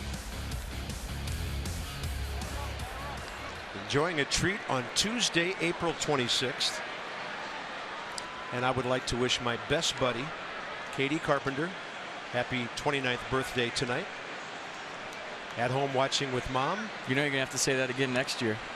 Probably. Happy 29th birthday to her. Oh, I hadn't thought about that. Phillies box score. Herrera, the big pain for the Nats, on base 3 times. The Blanco 2-run homer first inning. Cesar Hernandez, the RBI single in the 4th. Here's something for you from our brilliant stats guy, Carter Myers. Since Cameron Rupp's double in the 4th inning, 28 of 34 pitches from Max Scherzer coming into this inning were strikes. And that's a brilliant slider. My favorite part about Max Scherzer isn't his fastball, slider, change, curveball. It's the fact that he can throw a no-hitter anytime out. It's just the way he competes every 5th day. A lot of adversity tonight. Here he is throwing pitch 100 in the 6th inning. And his manager thinks so much of him that after a very rough 5 innings, he stays in, bats, gets a hit, and gets a 2-run rally started that tied the game. That's Max.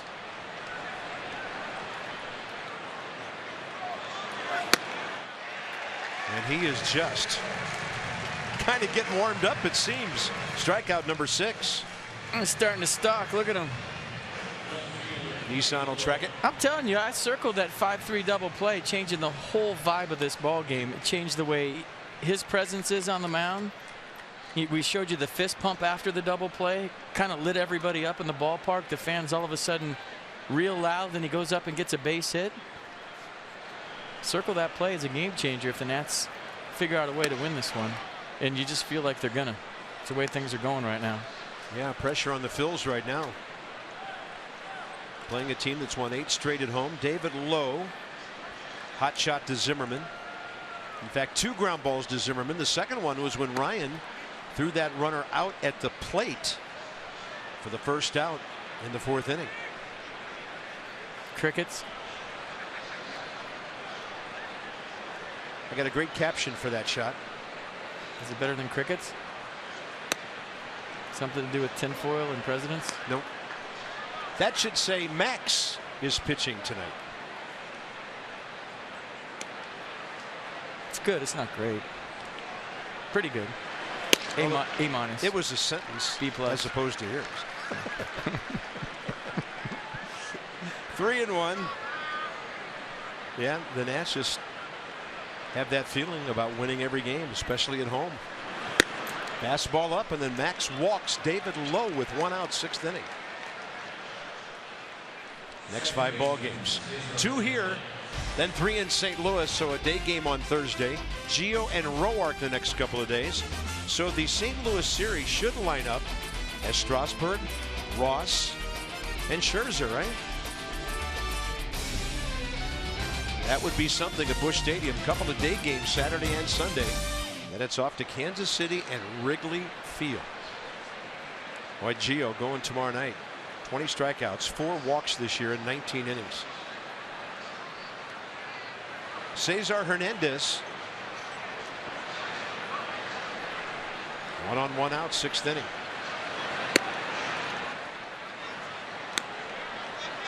Velasquez out on deck.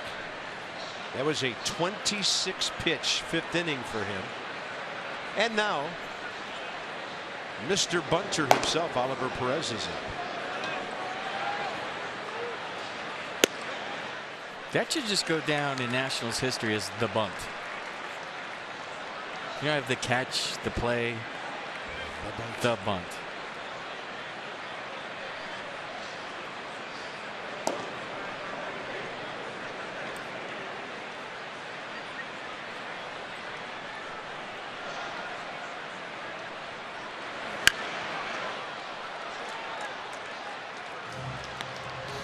One ball and 2 strikes now into the 9 o'clock hour here at Nationals Park, where they are 8-1 this year. Lost the opener to Miami, perfect since. And overall, they've won 3 in a row after sweeping Minnesota.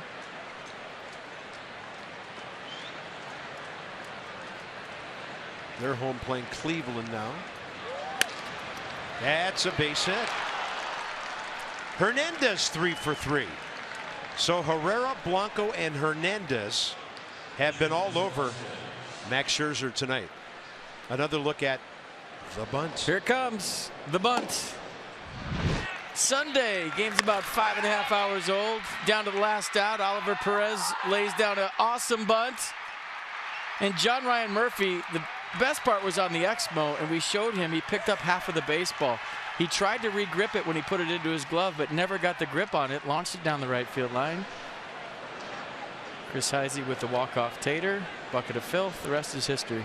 So that series featured Jose Lobaton going to 3rd on a batted ball. Right. And Oliver Perez to 2nd on a sort of batted ball. Jose Lobaton triple. I mean, when that happens, you win the series, right? Yep. That ball's going to go foul. Pretty well placed by Velasquez. But it had spin on it, and a good decision by Lobaton to let it go. I'll tell you what, to take that even further from a player standpoint, when weird stuff starts to happen like that, you start to think, even though it's April, it's your year. And it's never too early to think that as a ball club, and a lot of people making light of the Nats schedule, but when you play as well as they've played, it's not like they're just out talenting people like they have in the past. They're playing the game the right way. They're doing all the little things right. And that, more than the record, is what's appealing to me at this point in the season. the brand of baseball they're playing on a nightly basis. Wheel play on as Espinosa was headed to third. Now the throw's going to be to first. Pretty good bunt by Velasquez. His first major league sacrifice. Runners to second and third, 2 outs for Herrera, who's been a real pain in the side for the Nats. Pardon me, it's Borges before Herrera. Easy to forget the pitcher's batting 8th, not 9th. So it's Peter Borges who's 0 for 2 with the opportunity here. Pretty good bunter, good speed. I don't know if 2 RBIs potentially out there if he'll lay down a base hit bunt. But in a 3-3 game, you never know. He struck out looking and hit a pretty deep fly ball that pinned Michael A. Taylor up against the scoreboard last time up, and that fastball just flies up and in above his bat.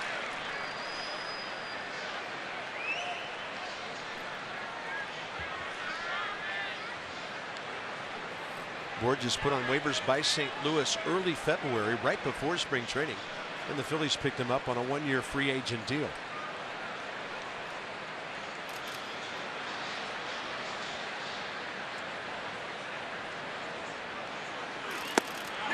That's a swing. On the off speed, it's 0-2. Max has a pretty big bag of tricks for a count like this.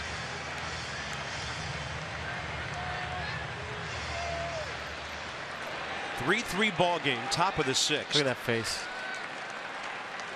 Game face, folks.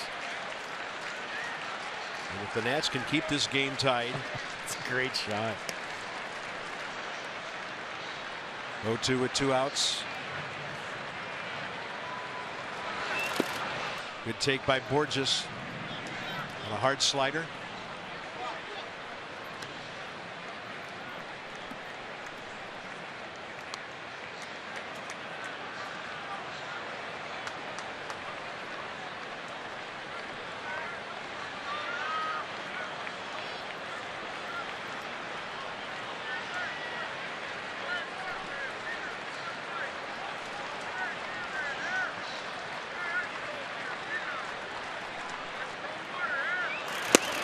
Him 83 going straight down. Max Scherzer, strikeout number 7, and if that's the end of the line, finishing with a flourish tonight.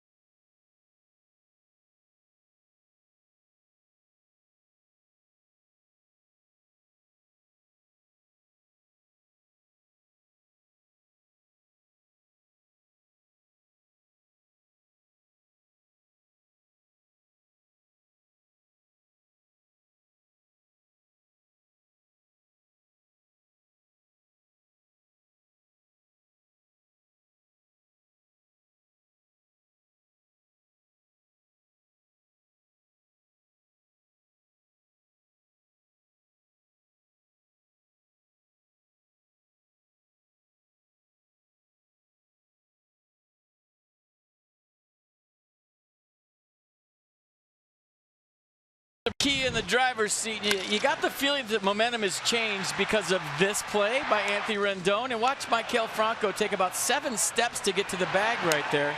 That extends the inning to Bryce Harper, who with the shift on hits a line drive. What would have been at shortstop, goes to left field. There's your driver's seat. And then Ryan Zimmerman cashing in with a bullet to right, tying this game at 3. About as tough an inning as you can have on both sides of the ball. Max Scherzer, gamer. 116 pitches, 79 strikes. See if the Nats can make him a potential winner tonight. Worth, first pitch, breaking ball drops in from Vince Velasquez. And did he get a hug from his manager? What we got? Pat on the back. They're still getting used to all this love in the dugout. Still April, give them time. Although Dan Uggla was a big hugger, but he wasn't your manager, so they're getting used to it. Gutty performance by Max Scherzer tonight. Fastball up and in on 0-2. Jason Worth down for the third time. For Velasquez,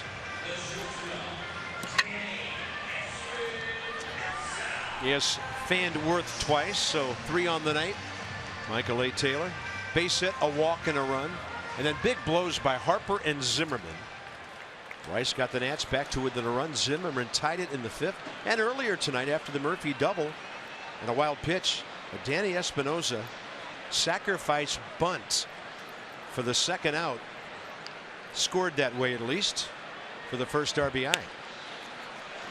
Little squibber off to the left side, and Franco throws out Danny Espinosa. 2 quick outs.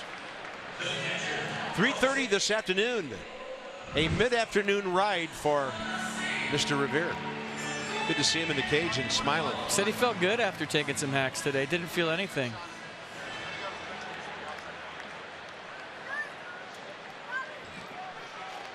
Such a positive presence on the ball club. Itching to get back out there. Ben Revere 0 for 2 in Atlanta, and he was actually hurt in the first at bat, then had another at bat, some defense in between. There's Jose Lobaton 0 for 2.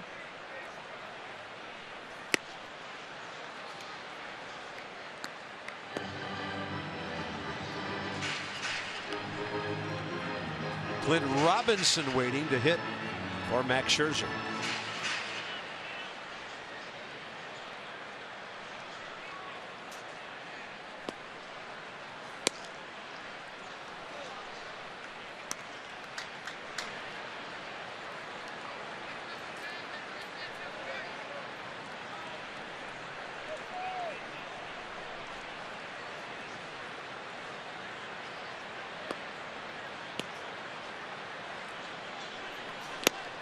Swing and a miss. Lobaton gone. And Velasquez 97 miles an hour on his last pitch of the 6th inning.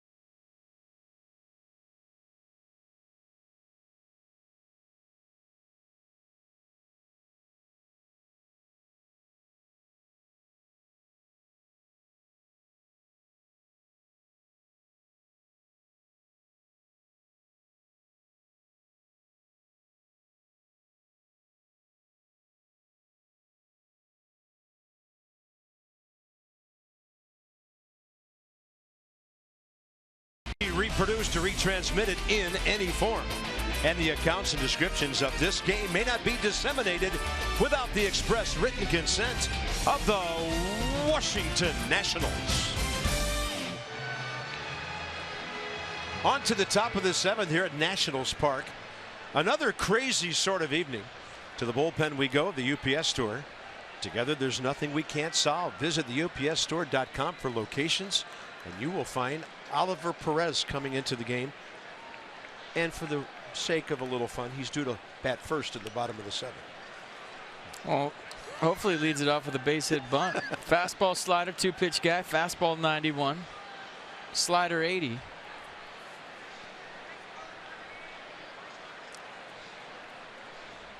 Odubel Herrera, now over his last 7 games, is batting .391 with 7 walks, a sac fly, and an on-base percentage of .516. He has walked twice and singled tonight, scoring a run. Herrera facing Perez for the first time.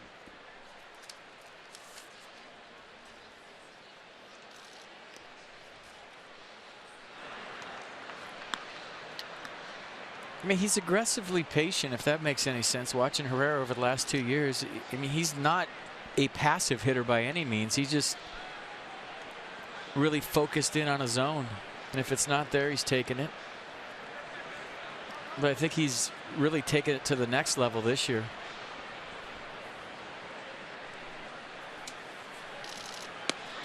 I mean, what do you do about a curveball like that? Probably felt like the ball was going behind him. Mercedes-Benz will track a great hook. Wow. He's first in the National League, seeing 4.93 pitches in at-bat.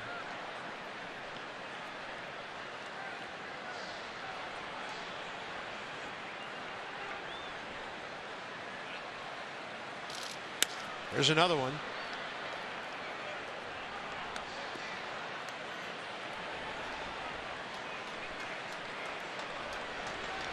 Sean Kelly is up. Suddenly Blake Trinan is well rested after having Sunday off. Then the ball club's off day yesterday. Jonathan Papelbon only threw 2 pitches in that game Sunday to get a couple of outs in the 10th inning. So he should be good to go. And Oliver Perez hooking Odubel Herrera, and that's the 8th strikeout by the Nats tonight. Well, that was the Louis Tiant numbers to home plate drop down slider for strike 3. There you go. Turns his back. Whoop. Hello. Little pause on top of it. Then the frisbee. Just love watching this guy pitch, don't you? Got great energy about him every time he takes the mound. Yeah, it's an event. Now Andres Blanco turns around to bat right-handed. He's 0 for 3 this year from this side of the plate, and career against Perez 1 for 1 with a double.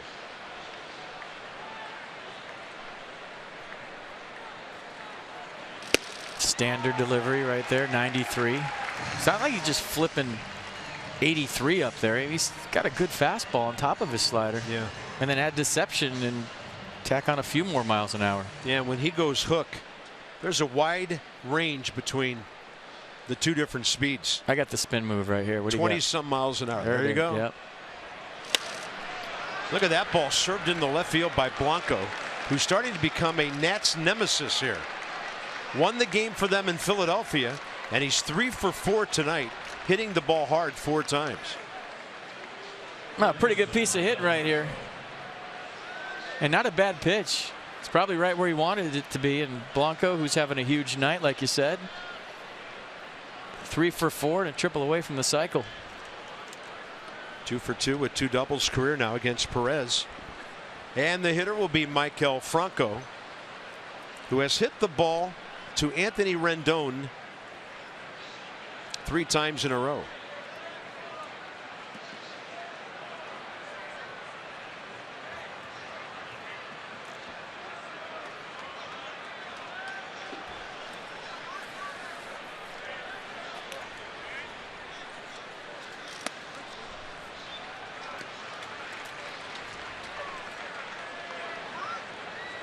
Franco hitting 167 against lefties this year, 3 for 18. If you're wondering why Dusty Baker's leaving Oliver Perez in to face him.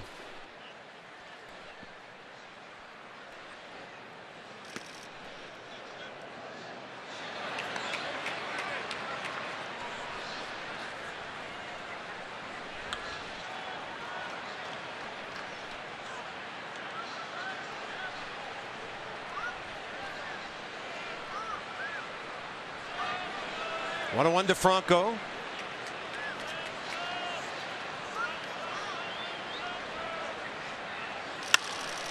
And the ball hit pretty well to center. Taylor going back. Can't make the play. It's off the wall. Coming around to score is Blanco. Franco hurt himself somewhere around first base and goes limping into second with an RBI double. Phillies have the lead again. I didn't see what happened to Franco coming around first base, but he had a 2 home run game on the road trip at Milwaukee, and you're thinking this one's out of here. Michael Taylor gave it a good run, a good effort, was there. But you see him making that last little correction where he has to kind of go back to his right, and then Franco, did he touch first base?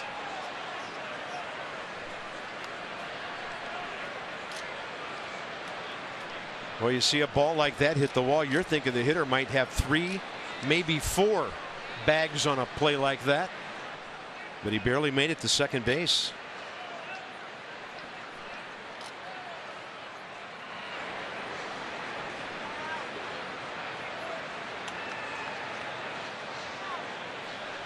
Now Michael Taylor thinking he should have come up with that one, but he had to go a long way. And like we talked about on the last road trip with Taylor, when you're going full speed for a ball, your head's moving. Watch his head. See it kind of bouncing at the end when he tries to make that last second correction. So when your head is moving and you're going full speed and you're looking up at a baseball, the ball's actually jumping around. You're looking at a moving baseball. It's going back and forth because your eyes are moving with it.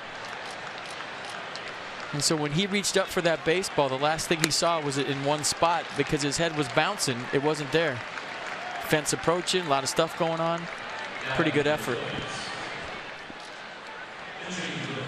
Franco stays, and now Darren Ruff will hit for Ryan Howard. That'll prompt Dusty to go to Sean Kelly. They were waiting for Ruff to be announced.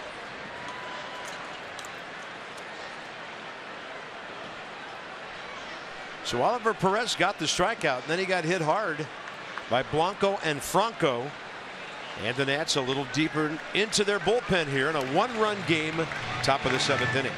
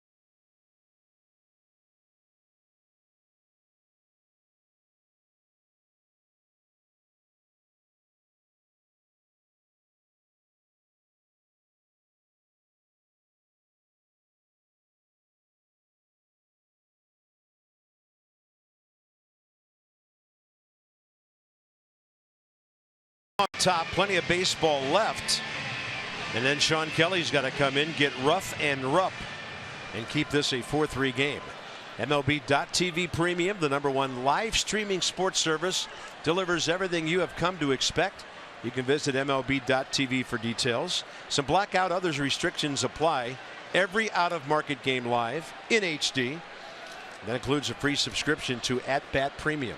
See the arsenal for Sean Kelly. Fastball 89, slider 81. He loves the slider. He's thrown it 61% of the time this year. That's the most he's ever thrown it. Last year he threw it 55%. Darren Ruff 0 for 1 career against him.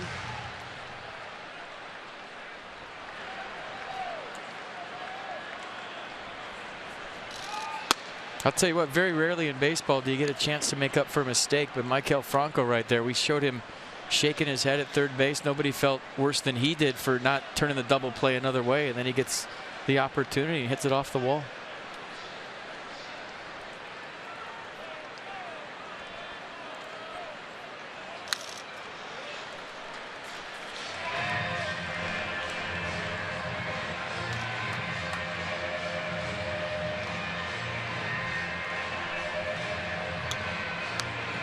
Yeah, that was his 14th RBI of the year.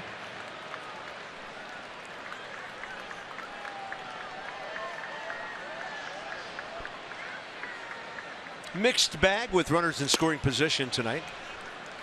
Bryce Harper added on to his RISP batting average, which came in at .600. 2 balls, 2 strikes. Kelly to Ruff.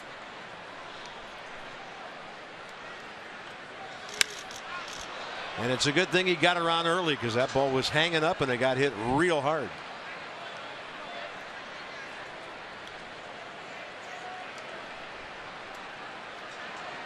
See that dot on the slider? Acted more like a changeup right there. Ruff out front.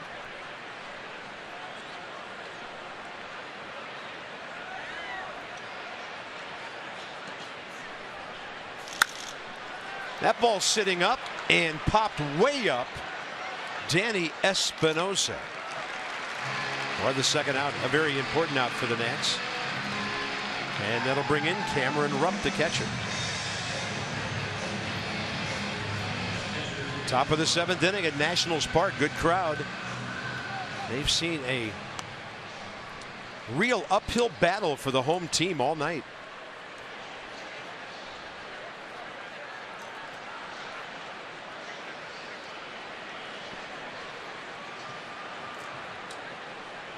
Rupp 0 for 1 against Kelly.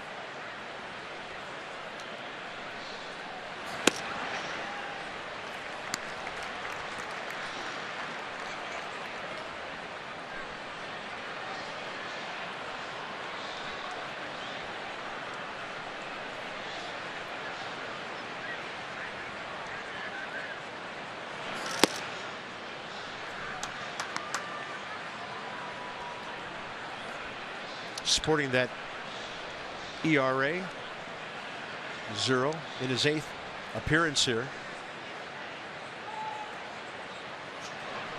He's allowed an inherited runner or 2 to score, but bounced back nicely from that first real rough outing in Atlanta.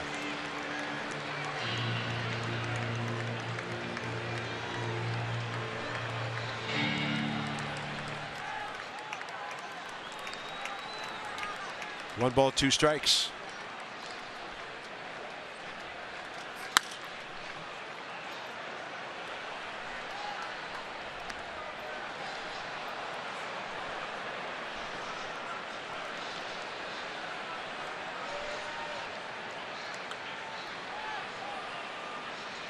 Big, strong Cameron Rupp, 6'2", 260, 227 career hitter.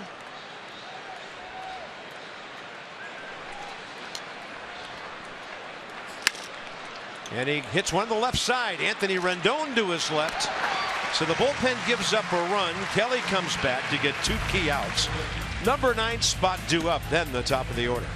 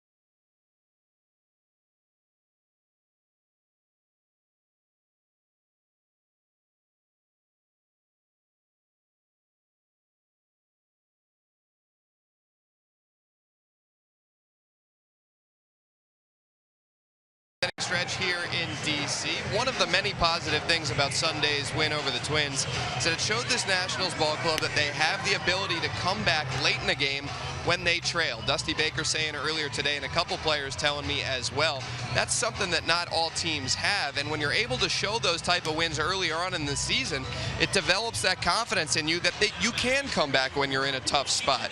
Already this season, the Nationals have 6 comeback wins, 2 of which came in games when they trailed going to the 9th inning. Last year, they only had 3 such wins when they trailed going to the 9th inning. In 2014, guys, we saw a lot of comeback victories from the Nationals. This year, early on, we've seen a lot of those type of wins as well. All adding up to a 14-4 start. Jonathan Papelbon lurking. Darren Ruff at first base. And Matt Den-Decker pinch hitting. Dan, with our Coons.com sideline report, over 2 million vehicles sold and counting. Matt Den-Decker as a pinch hitter this year, 2 for 7, couple of RBIs. And here's right-handed 30-year-old David Hernandez. Yeah, fastball curveball change. Fastball average is 93. Did you see Ben Revere crushing a snack in that shot we just showed? Everybody else with rally caps on. It just goes to show you after 5 hours and 56 minutes how hungry everyone was. Dusty talking about it in the paper the next day. He said fans were yelling, "Come on, let's go, I'm hungry." Dusty said, "I'm hungry too." Den-Decker can't catch up on a couple of occasions with that high outside fastball.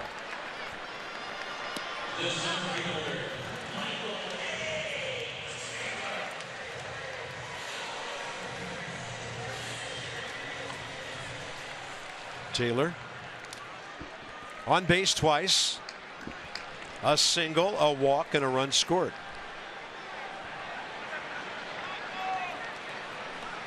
See him peeking down to third base right there, seeing where Franco's playing, thinking about a base hit bunt.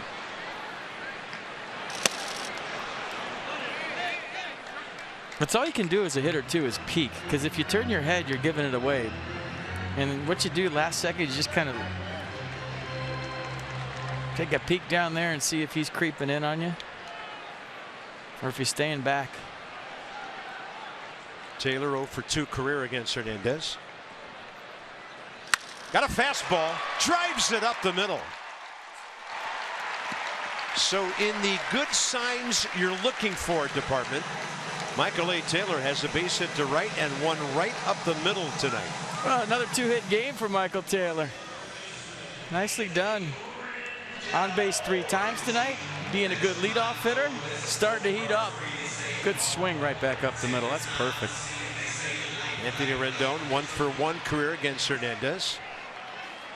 Look for him to be aggressive right here. Let's see how quick Hernandez is to the plate. Michael Taylor, that is. Oh, that's real aggressive. Look at the jump Michael Taylor just got. My goodness. I mean, he took off before Hernandez even started to home. Watch this jump, folks. Is this a good jump? Yeah, I'd say so. 4 or 5 steps. Once you're out there, I mean, just keep going. Michael A. 3 for 4 on the year, and that's the tying run. I mean, that's a big-time defensive lapse by the Phillies battery. Best jump ever. Anthony Rendon, 1 RBI on the year. Please, Anthony, don't make us say this again. He's due to knock one in. He's got the count in his favor, and a step off by David Hernandez.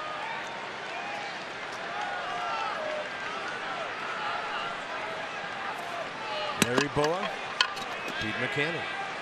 Pete Mackanin waving his second baseman off right there. He wants to get range. It's a tough position for Cesar Hernandez right now.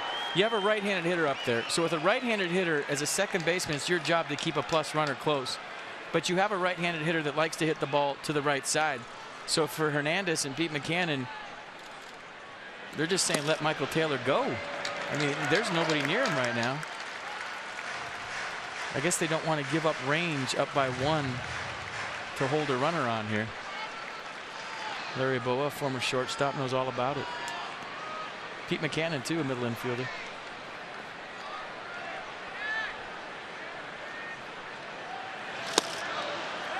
Oh, my. Whoa. Oh, my. Well, you expect a few of those Well, I'll just stop right there and you can look at it again. You know where I was going with that. Nissan, that one was under the chassis, and it's 2 balls, 1 strike. Oh, my goodness. Anthony keeps his cool and takes a slider outside. Bryce Harper on deck.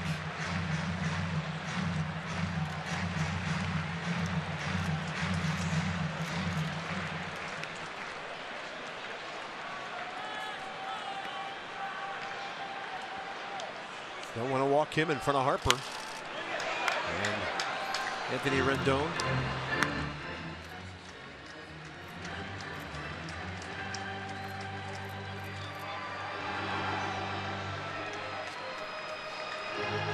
Well, important for Anthony Rendon to be on first base, so they have to pitch to Bryce. What's a humongous pitch coming? Yep. 4-3 ball game, bottom of the 7th. Rendon to right. 2 outs. So we should be seeing Hernandez against Zimmerman here. Well, Zimmerman made you pay last time. Yeah. But Bryce is making everybody pay every time. This could be his 3rd walk of the night right here. Or you bring in a lefty to face Bryce. What's Pete McCann going to do? He's got Elvis Araujo out there.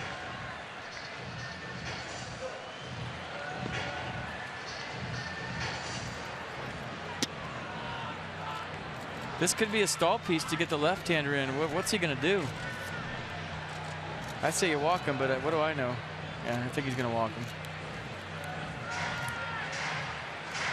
I said 15 times in the series. I was exaggerating, but it might happen. It's the 3rd walk tonight for Bryce.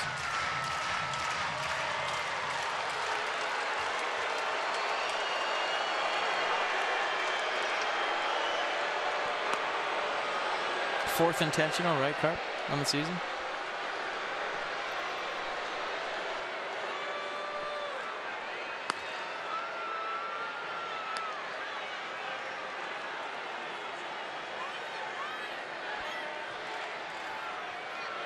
Bryce Harper, by the way, 1 for 3 career against David Hernandez. Ryan Zimmerman is 2 for 8 against him with a couple of walks. So Ryan has seen this guy before with Baltimore and with Arizona and with the Phillies. So here comes Bob McClure.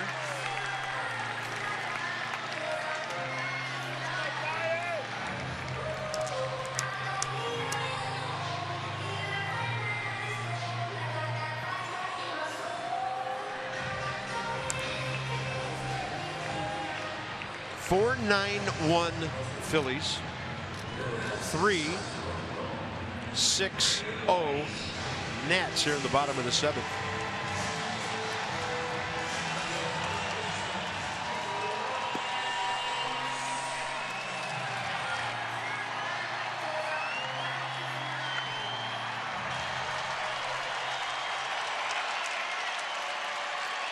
Harper and Zimmerman have the hits with runners in scoring position.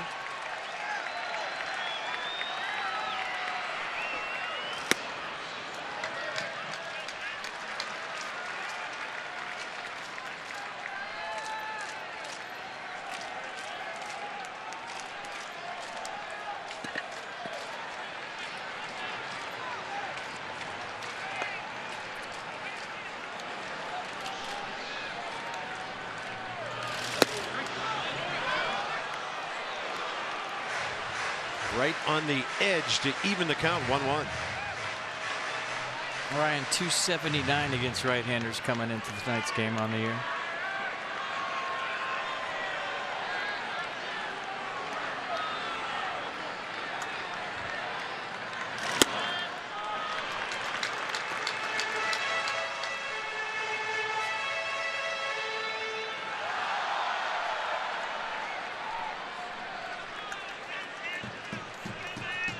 A chance for the Nats with now a fairly well-rested bullpen to get back even or take the lead here in the 7th. Ryan in swing mode That thing ended up way beyond his bat. 2-2. He looked at his gloves after the swing. I think his hand kind of came loose in the middle of this swing. Yeah, I did see his top hand come off right there, and then he looks at his glove.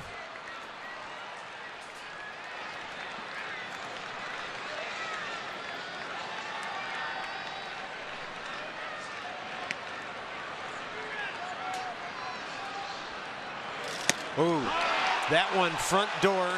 Zimmerman walks away, and the Nats still trail 4-3 as this tight ball game goes into the 8th inning.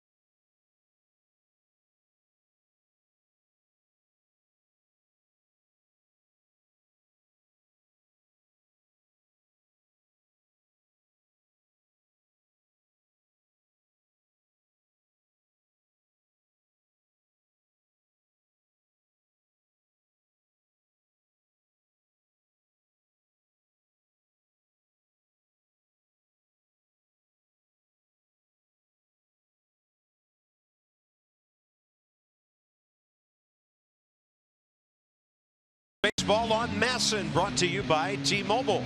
Get Major League coverage. T-Mobile has doubled its 4G LTE in the last year. By visitannapolis.org. Create your moment at visitannapolis.org. And by the DC Lottery Racing President's Scratcher. Play all four today. DC Lottery. Lots of people win. Pretty cool. Nighttime from over there on Potomac Avenue, right behind first base here.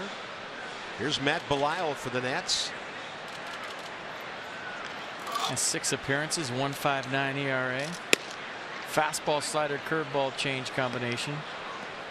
Opponent's hitting .273.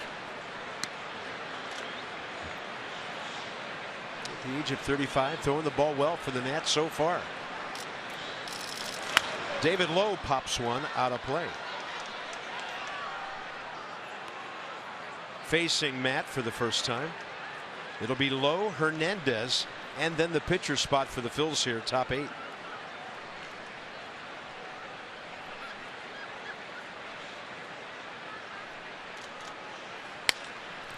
Line drive, Ryan Zimmerman. Right there, 1 out.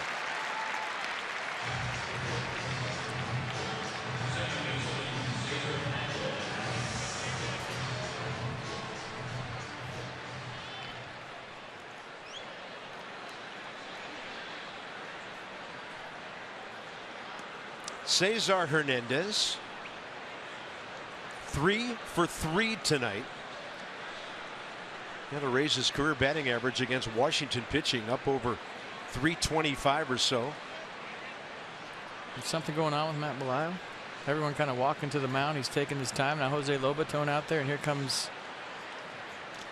Mike Maddox.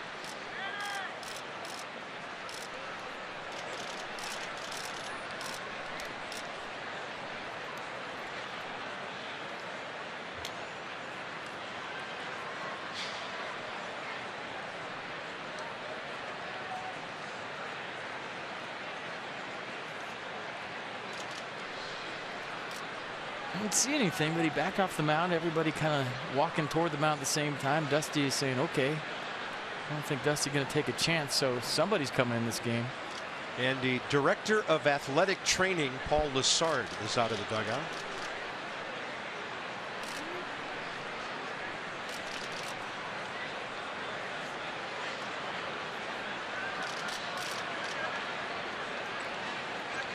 They will observe as he throws a pitch or two. So here's the last pitch. Let's all check it out together.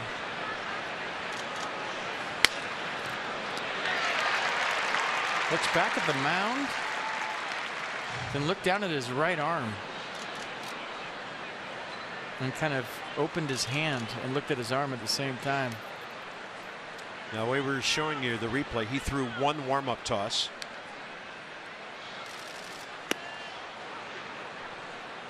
They're looking down at the bullpen right now. Dusty and Mike Maddox.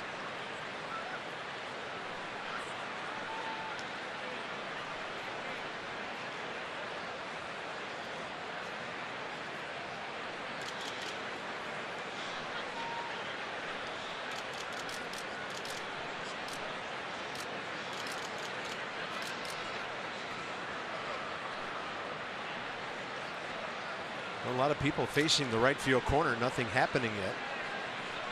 And here comes the signal. So it'll be Felipe Rivero as the left hand came up, and Matt Belisle is going to be done after one batter.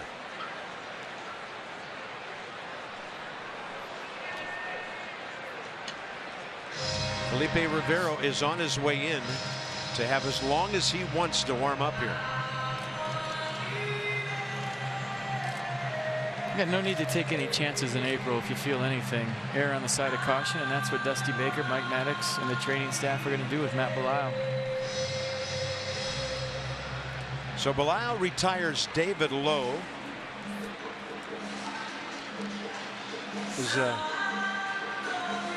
He's going to hand Felipe the baseball. Usually the manager does that. Interesting.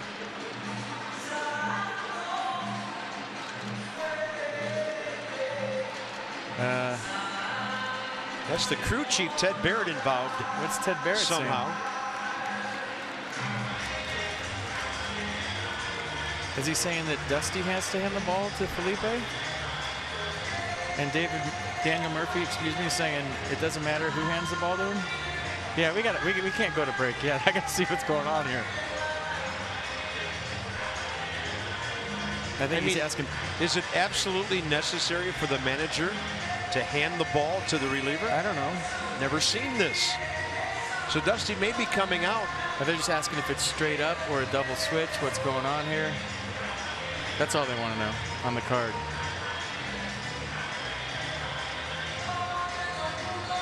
Yeah, that may be the thing. Dusty came out to replace him because of the injury, and now maybe I think it's a double switch. Yeah, Clint Robinson's going to go to first. Ryan Zimmerman was the last Nat to bat. He's still on the infield. We will sort it all out for you momentarily.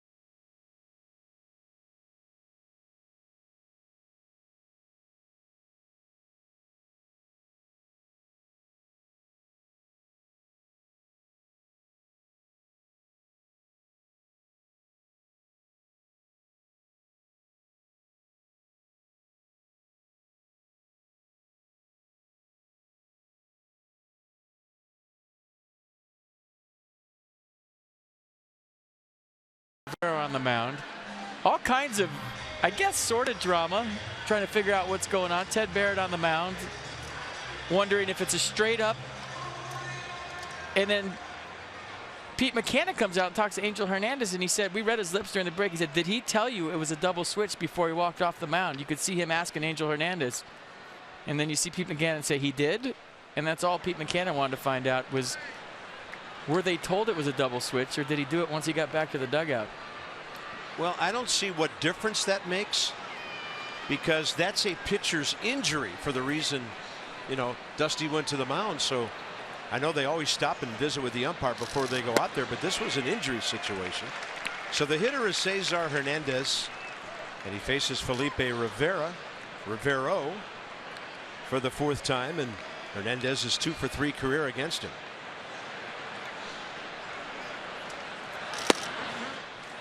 '87 on the changeup to the outside edge at the knees.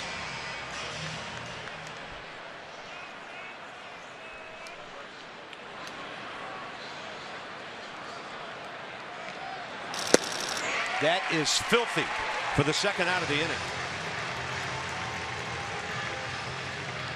Look at you dropping filthies on the air, Carp. I love it. 3-pitch see ya, change up way out in front, gearing up for 97. You struck me on. See the change up right there. Here's Manny Burris, one of our local guys out of DC, to hit for David Hernandez, who gave up a hit, an intentional walk, struck out 2, and pitched that scoreless bottom of the 7th inning. Manny Burris out of Woodrow Wilson High School right here. Drafted originally by the Giants, 33rd overall pick back in '06.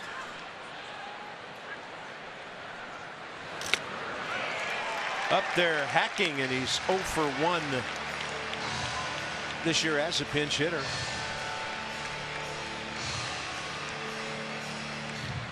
Pardon me, let me correct that. He's 1 for 8.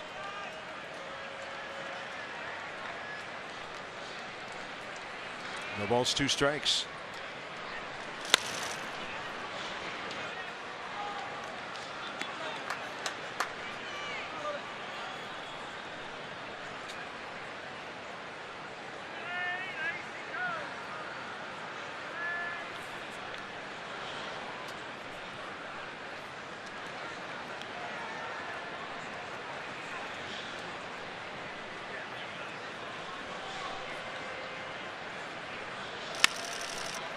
Soft liner, Anthony Rendon right there.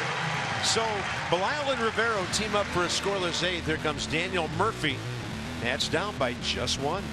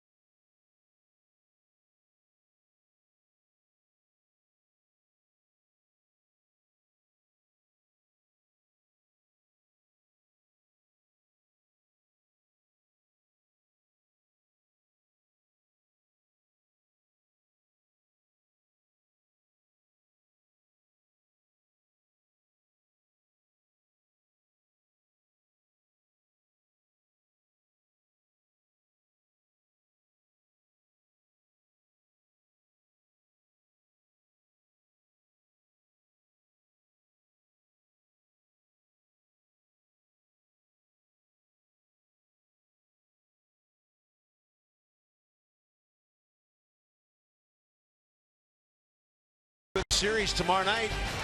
Jeremy Hellickson hit hard by the Nats in Philadelphia against Washington. Career 0-2 with an 8.78 ERA. Gio Gonzalez 8-5 career against the Phillies. Gio pitching some of his best baseball ever for this ball club. Control numbers 5-1 strikeout to walk ratio. It gets you going at 6:30 with Nats Extra FP and I join you from the booth straight up 7 o'clock. And to your right, Tanner Roark. He'll go Thursday afternoon. Let's go inside the numbers with Jeep. Best records in baseball. The Nats on top. Cubs have been outstanding lately. And the Mets are hanging in there. They've won 4 straight going into tonight's game. Third Philly pitcher of the night is 26-year-old Hector Neris. And that fastball slider splits the out pitch. It's a split change. He throws it 53% of the time. So it's actually his primary pitch. Fastball 44%, split 53.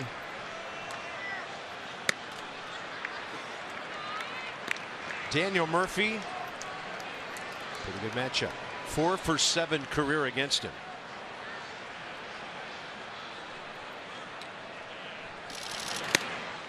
Two and 0.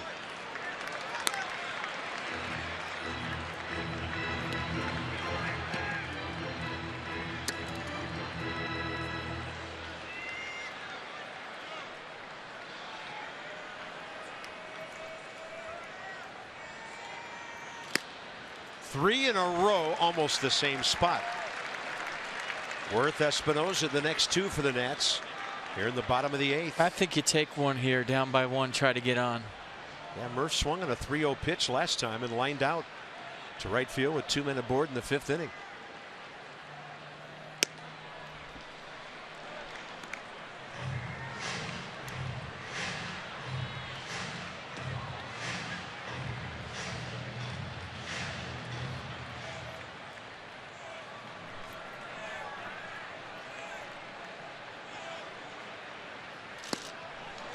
Daniel Murphy takes the leadoff walk.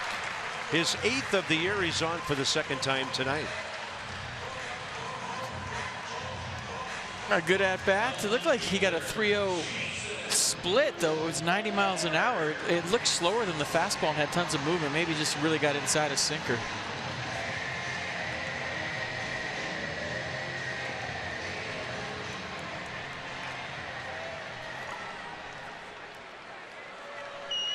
Boy, Jason Worth has the whole right side of the infield. Look at the way they're playing him. Hernandez right up the middle. Look at the hole right here. Jason 1 for 4 with a home run career against Neris.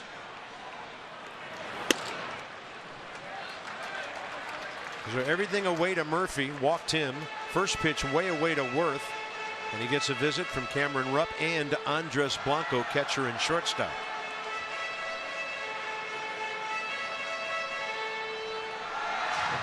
Emmanuel Burris told me during batting practice today that Pete Mackanin has done a great job of fostering a winning attitude in the Phillies clubhouse. They're 9-10. A lot of people thought they'd be about 5-14 by this time this year. And he said these guys are fighting. They're pulling together. They're playing hard. Trying to be tough to beat.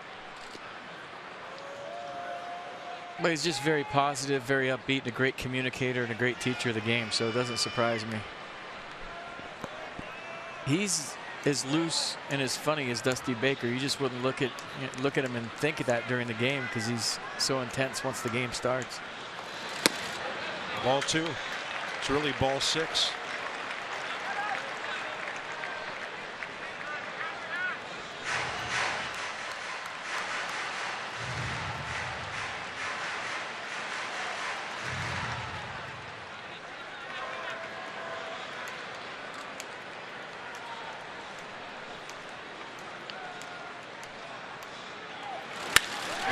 To left center, and the ball carries right to David Lowe, who is playing him way off the line.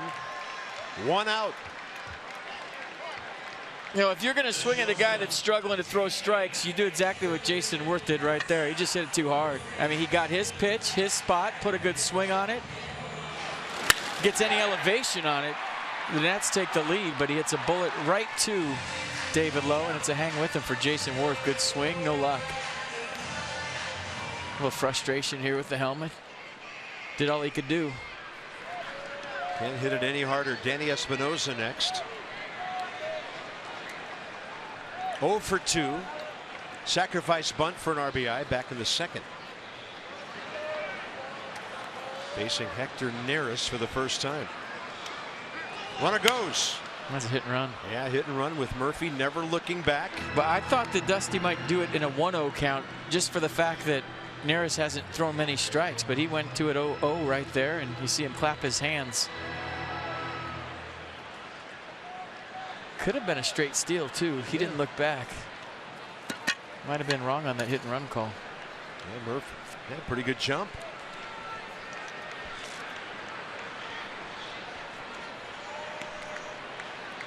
Short lead by Daniel.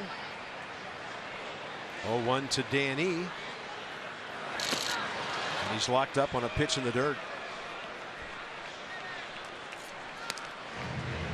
10 o'clock hour here at Nationals Park. 4-3 ball game. Lots of things happening. The Nats have employed 5 pitchers. The Phillies 4. And a long night here at the Yard so far. Nats have been battling back ever since the second batter of the game, Andres Blanco, hit one over the scoreboard to make it 2-0.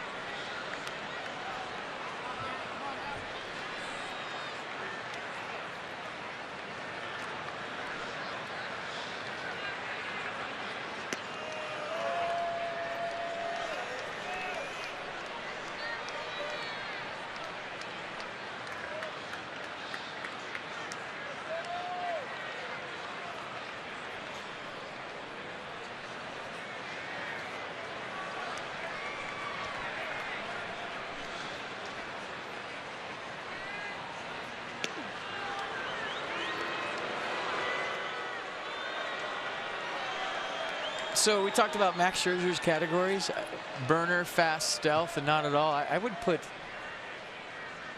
Daniel Murphy in the stealth category. If you don't pay attention to him, he'll steal a base. Borderline fast, so somewhere in between fast and stealth. 0-2. Espinosa fights one off and fouls it off to the left side.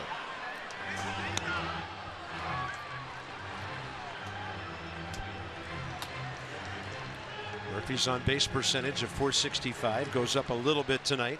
2 for 4 in that category.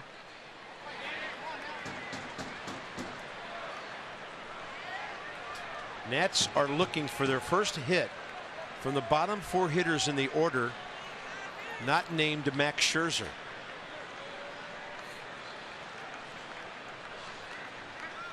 Murphy on the move, and Espinosa fouls it.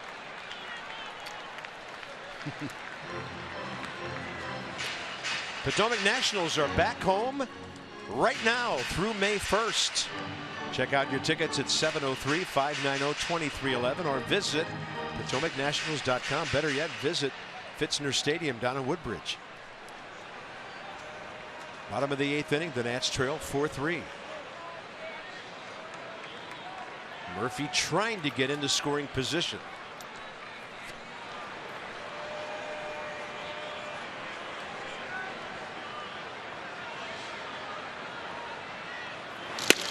Danny Espinosa strikes out. 2 outs. It'll be up to Jose Lobaton.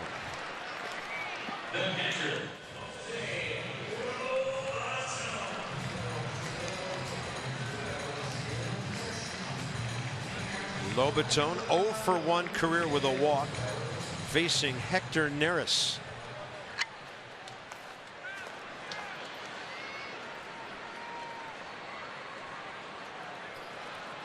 Well, you see why Dusty Baker double switched. If the inning gets to Clint Robinson, and he hadn't, he would have had to pinch hit and go to another pitcher in the bullpen and go even deeper into his pen on guys that he wasn't planning on using.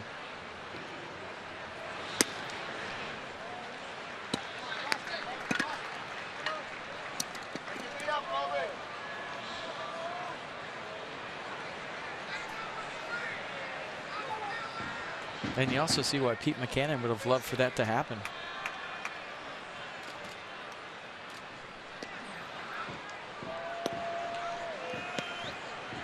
Yeah, that might be an interesting question for Dusty after the game, when you go out because there's a pitcher injured, do you have to go ahead and make the double switch before you're back in the dugout?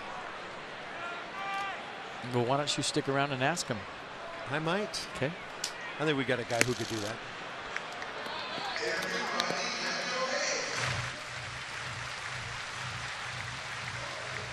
Well, Dan's standing right next to him right now. Do you think? No, we can wait till after the game, Dan. Don't bother him right now. He's right there. Just ask him. Murphy started to go and then stopped. Right now, Hector Neris slipping the ball by everybody.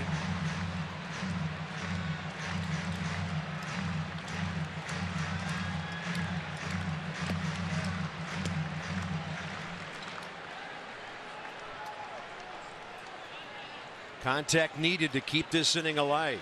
Clint Robinson waiting. 1-2 to Lobaton.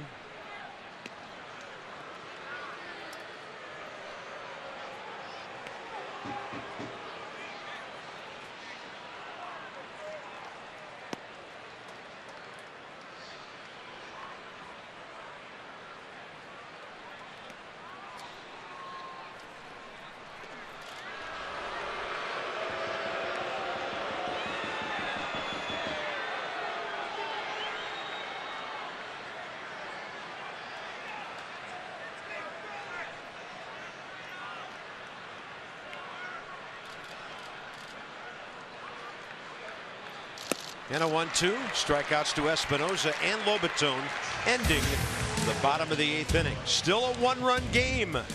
1 inning to go.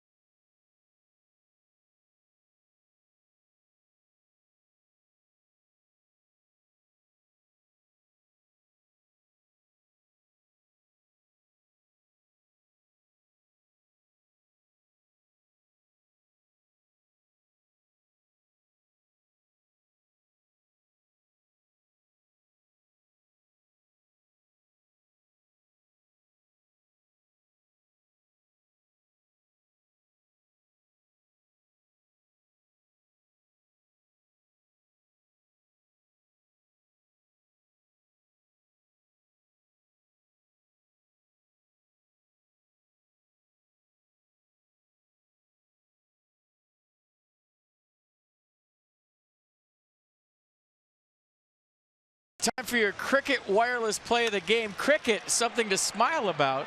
Well, if you're Michael Franco, you're smiling about this. A bolt off the wall in left center. That put his ball club up by 1. Little man down coming around first base. Glad he's okay. And he made up for the miscue on the double play. So that's your Cricket wireless play of the game. Yeah, hard fall going around that bag. Top of the 9th inning coming up. Felipe Rivero still pitching for the Nats. He'll face Peter Borges, Odubel Herrera, and Andres Blanco.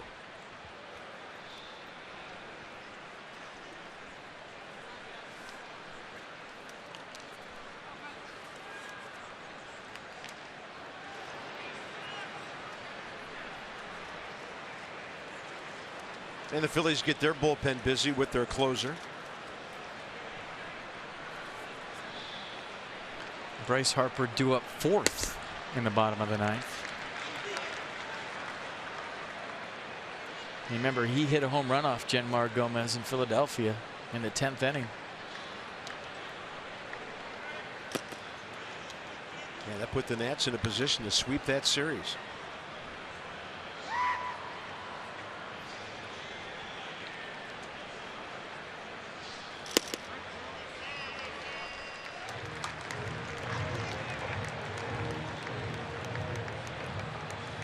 Peter Borges facing Felipe Rivero for the first time. Big hook. Just got a piece of it.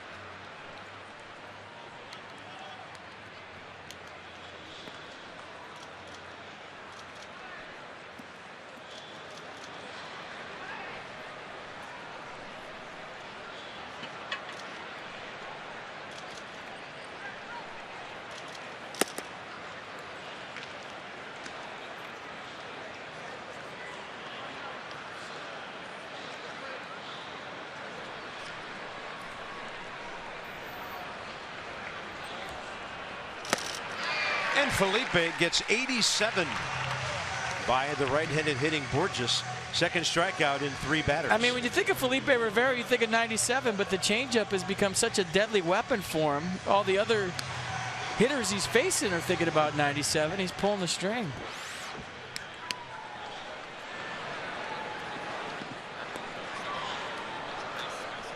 Here's Herrera.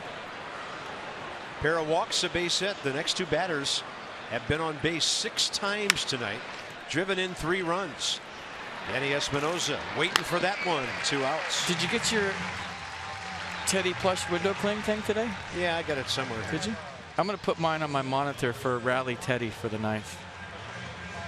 And then I'm going to let my dog have at it when I get home. That won't take long. Yeah, he's going to tear this thing apart. Right here, look, I'm putting it on my monitor. Going to bring good luck before he gets home, and that's the end of Teddy. There you go. There's your Teddy plush window cling.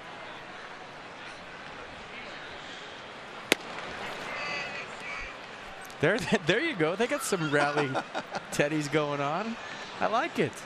Upside down Teddy for a run or 2, hopefully.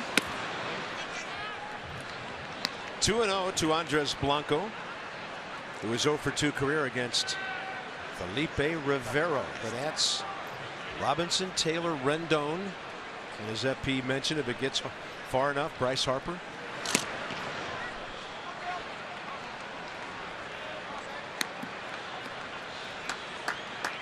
Mets came from behind to beat the Reds tonight 4-3 in New York, so they've won 5 in a row.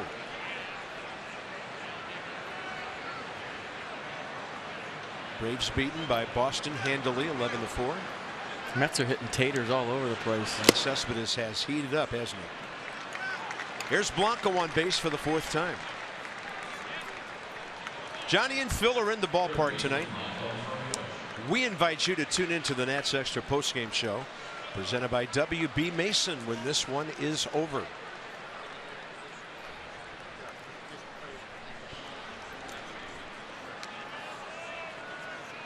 Maikel Franco. The best of times and the worst of times for him, a tale of 2 ball games.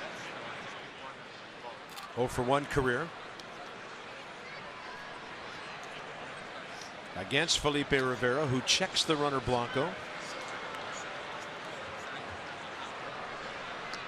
Andres Blanco has not attempted a stolen base.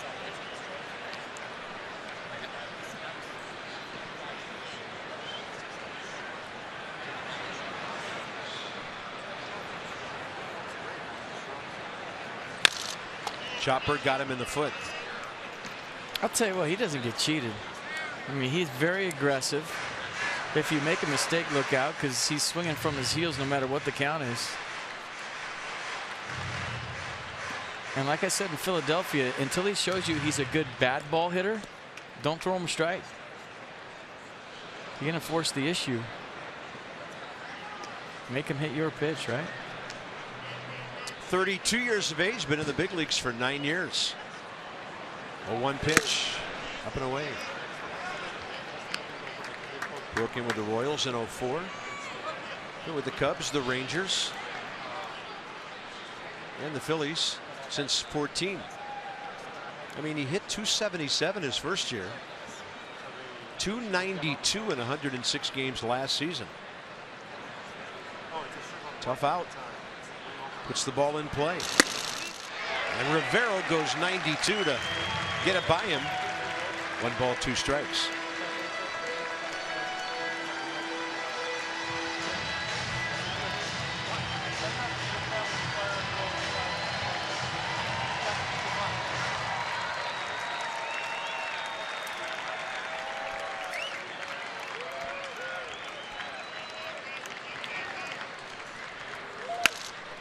Off speed, Rendon. Long throw to second, got him. Defense tight as usual tonight. The Nats need one or more. Robinson, Taylor, Rendon, maybe Harper. Here comes Gomez.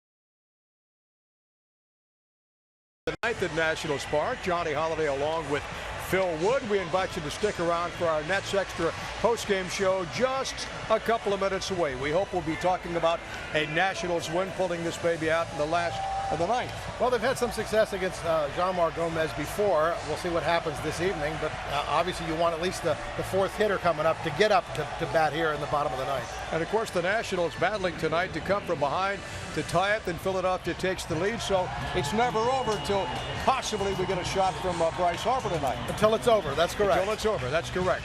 And thinking a bit, if it's over, let's go back up top to Bob and FP to make sure it's not over in the bottom of the ninth inning. Well, Johnny, we will do whatever we can. Clint Robinson will get the first crack at Jeanmar Gomez. Yeah, fastball slider change from Gomez. Fastball average is 91. Slider 83, change 82. 2-0, 2.45 ERA. 9 strikeouts to 3 walks. Opponents hitting 195. Look at right-handers, 273 against Jeanmar Gomez.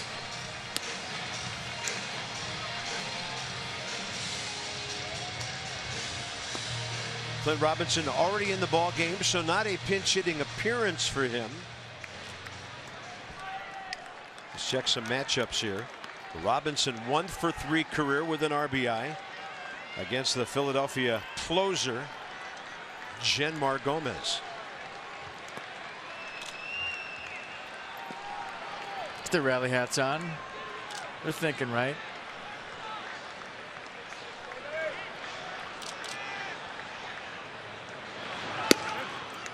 Did you see the fan when Chris Heisey went deep, the walk-off on Sunday, that had the backwards Bryce jersey on?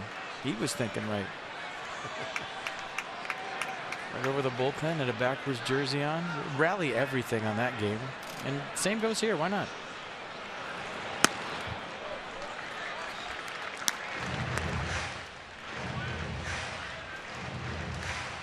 Gomez 11 innings, 8 hits, 3 runs. Not a big strikeout guy. 9 Ks, 3 walks in those 11 innings.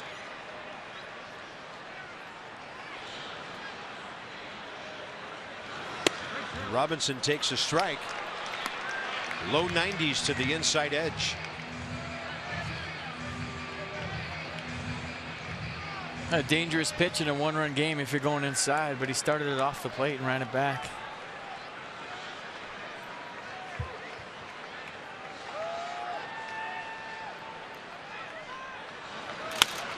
Tapper left side. Franco on the charge. Plenty of time. 1 out.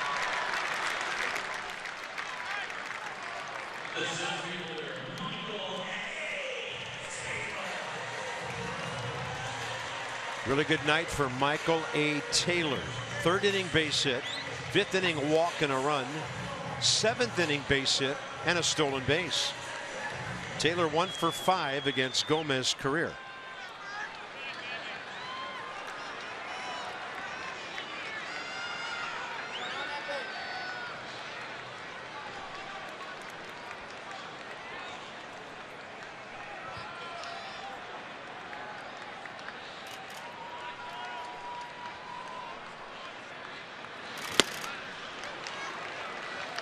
Big time downward action on that 85. Dusty Baker would love to have his wheels aboard here, down by 1.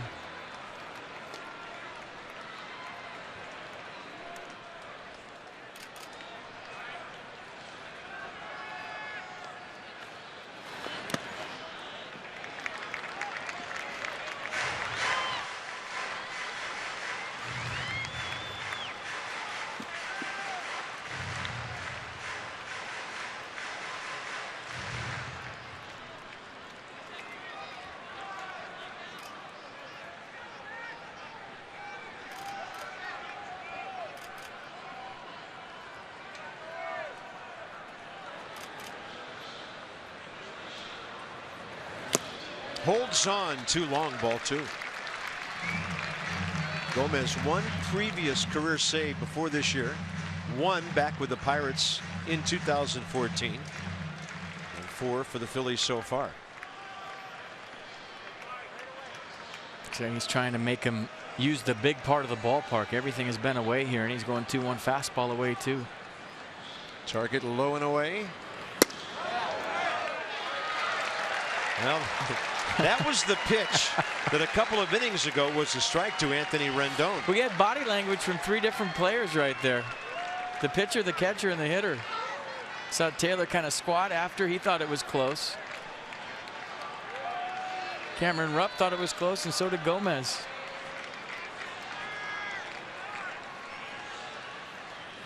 Taylor got a pitch up, chopping over the top of it, and the count is full with 1 out in the bottom of the 9th.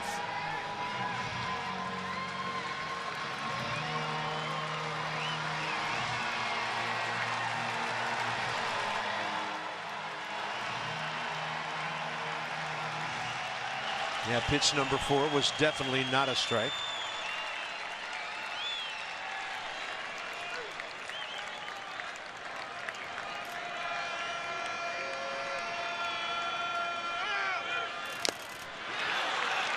Two outs. Nance down to Rendon to try to get aboard for Harper. That was a nasty sinker. You usually don't see sinkers do what that one just did. That had split action at 92 miles an hour. Got to pitch 3-1 though.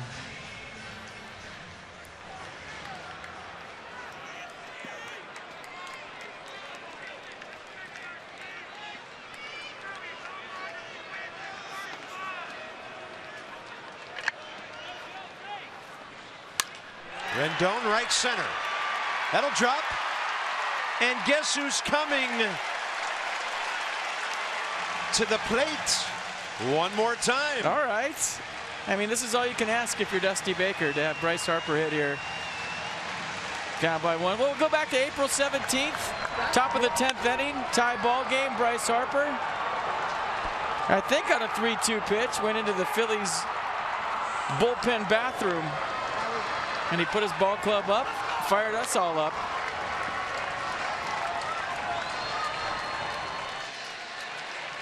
And here we go, game on. So Harper against Gomez, 2-for-2 career with that home run.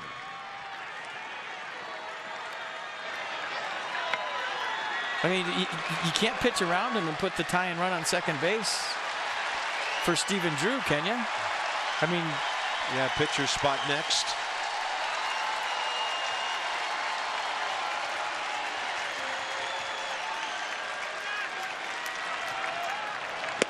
Harper tonight, he's been on the field since 7:05 and he's 1 for 1. Walk in the first, intentional walk in the third, RBI single the other way in the 5th inning. They walked him intentionally again in the 7th. Looking for a mistake.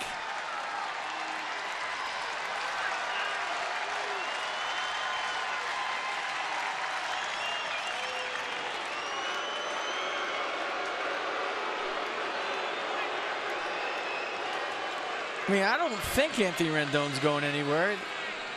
I mean, you got to let Bryce Harper hit and hope he walks you off here. If you're the Nats, Pete McCannon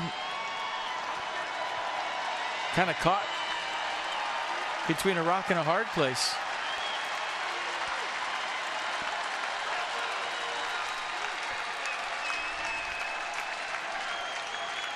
1-0 pitch.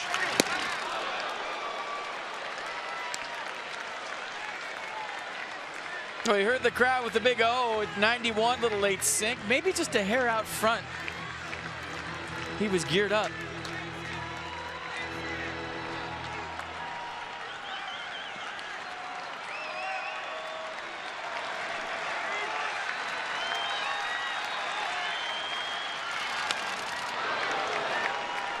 Yeah, keeping the ball away.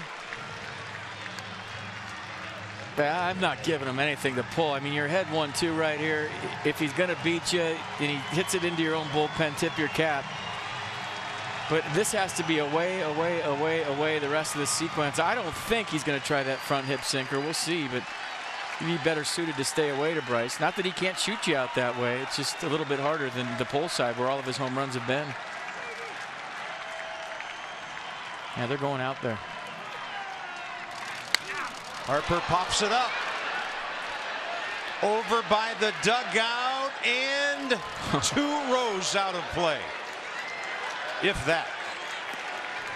Well, look where Cameron Rupp was set up. He was set up in the right-handed batter's box, and watch where this pitch is. I mean, he's set up off the plate away. Watch the location of the pitch. Right down the middle, just a hair high, and he couldn't get on top. And he lives to fight another pitch, but that was a mistake by Jemar Gomez.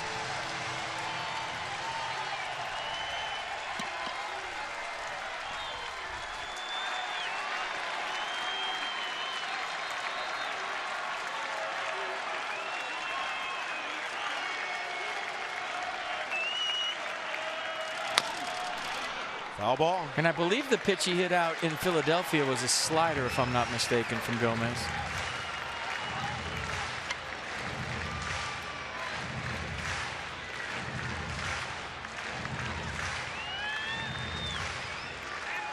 So Bryce Harper 8 for 12 against the Phillies with all those power numbers attached. Make baseball fun again, rally on Teddy. All right, I'm in.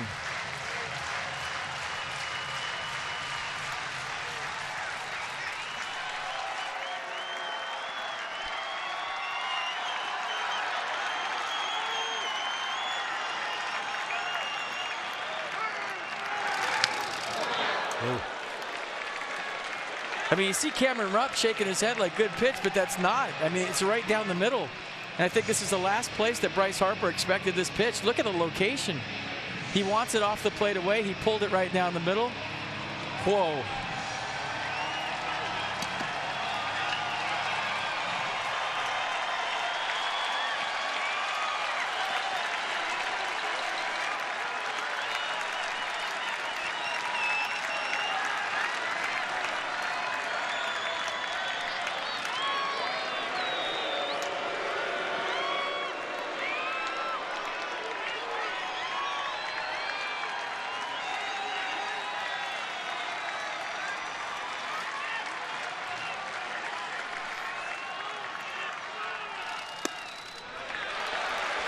Counts even 2-2. I was watching the reaction of the fans in the background after every pitch. Everybody on their feet here. And if you stayed the whole game, this is worth it, right? Some have learned that lesson.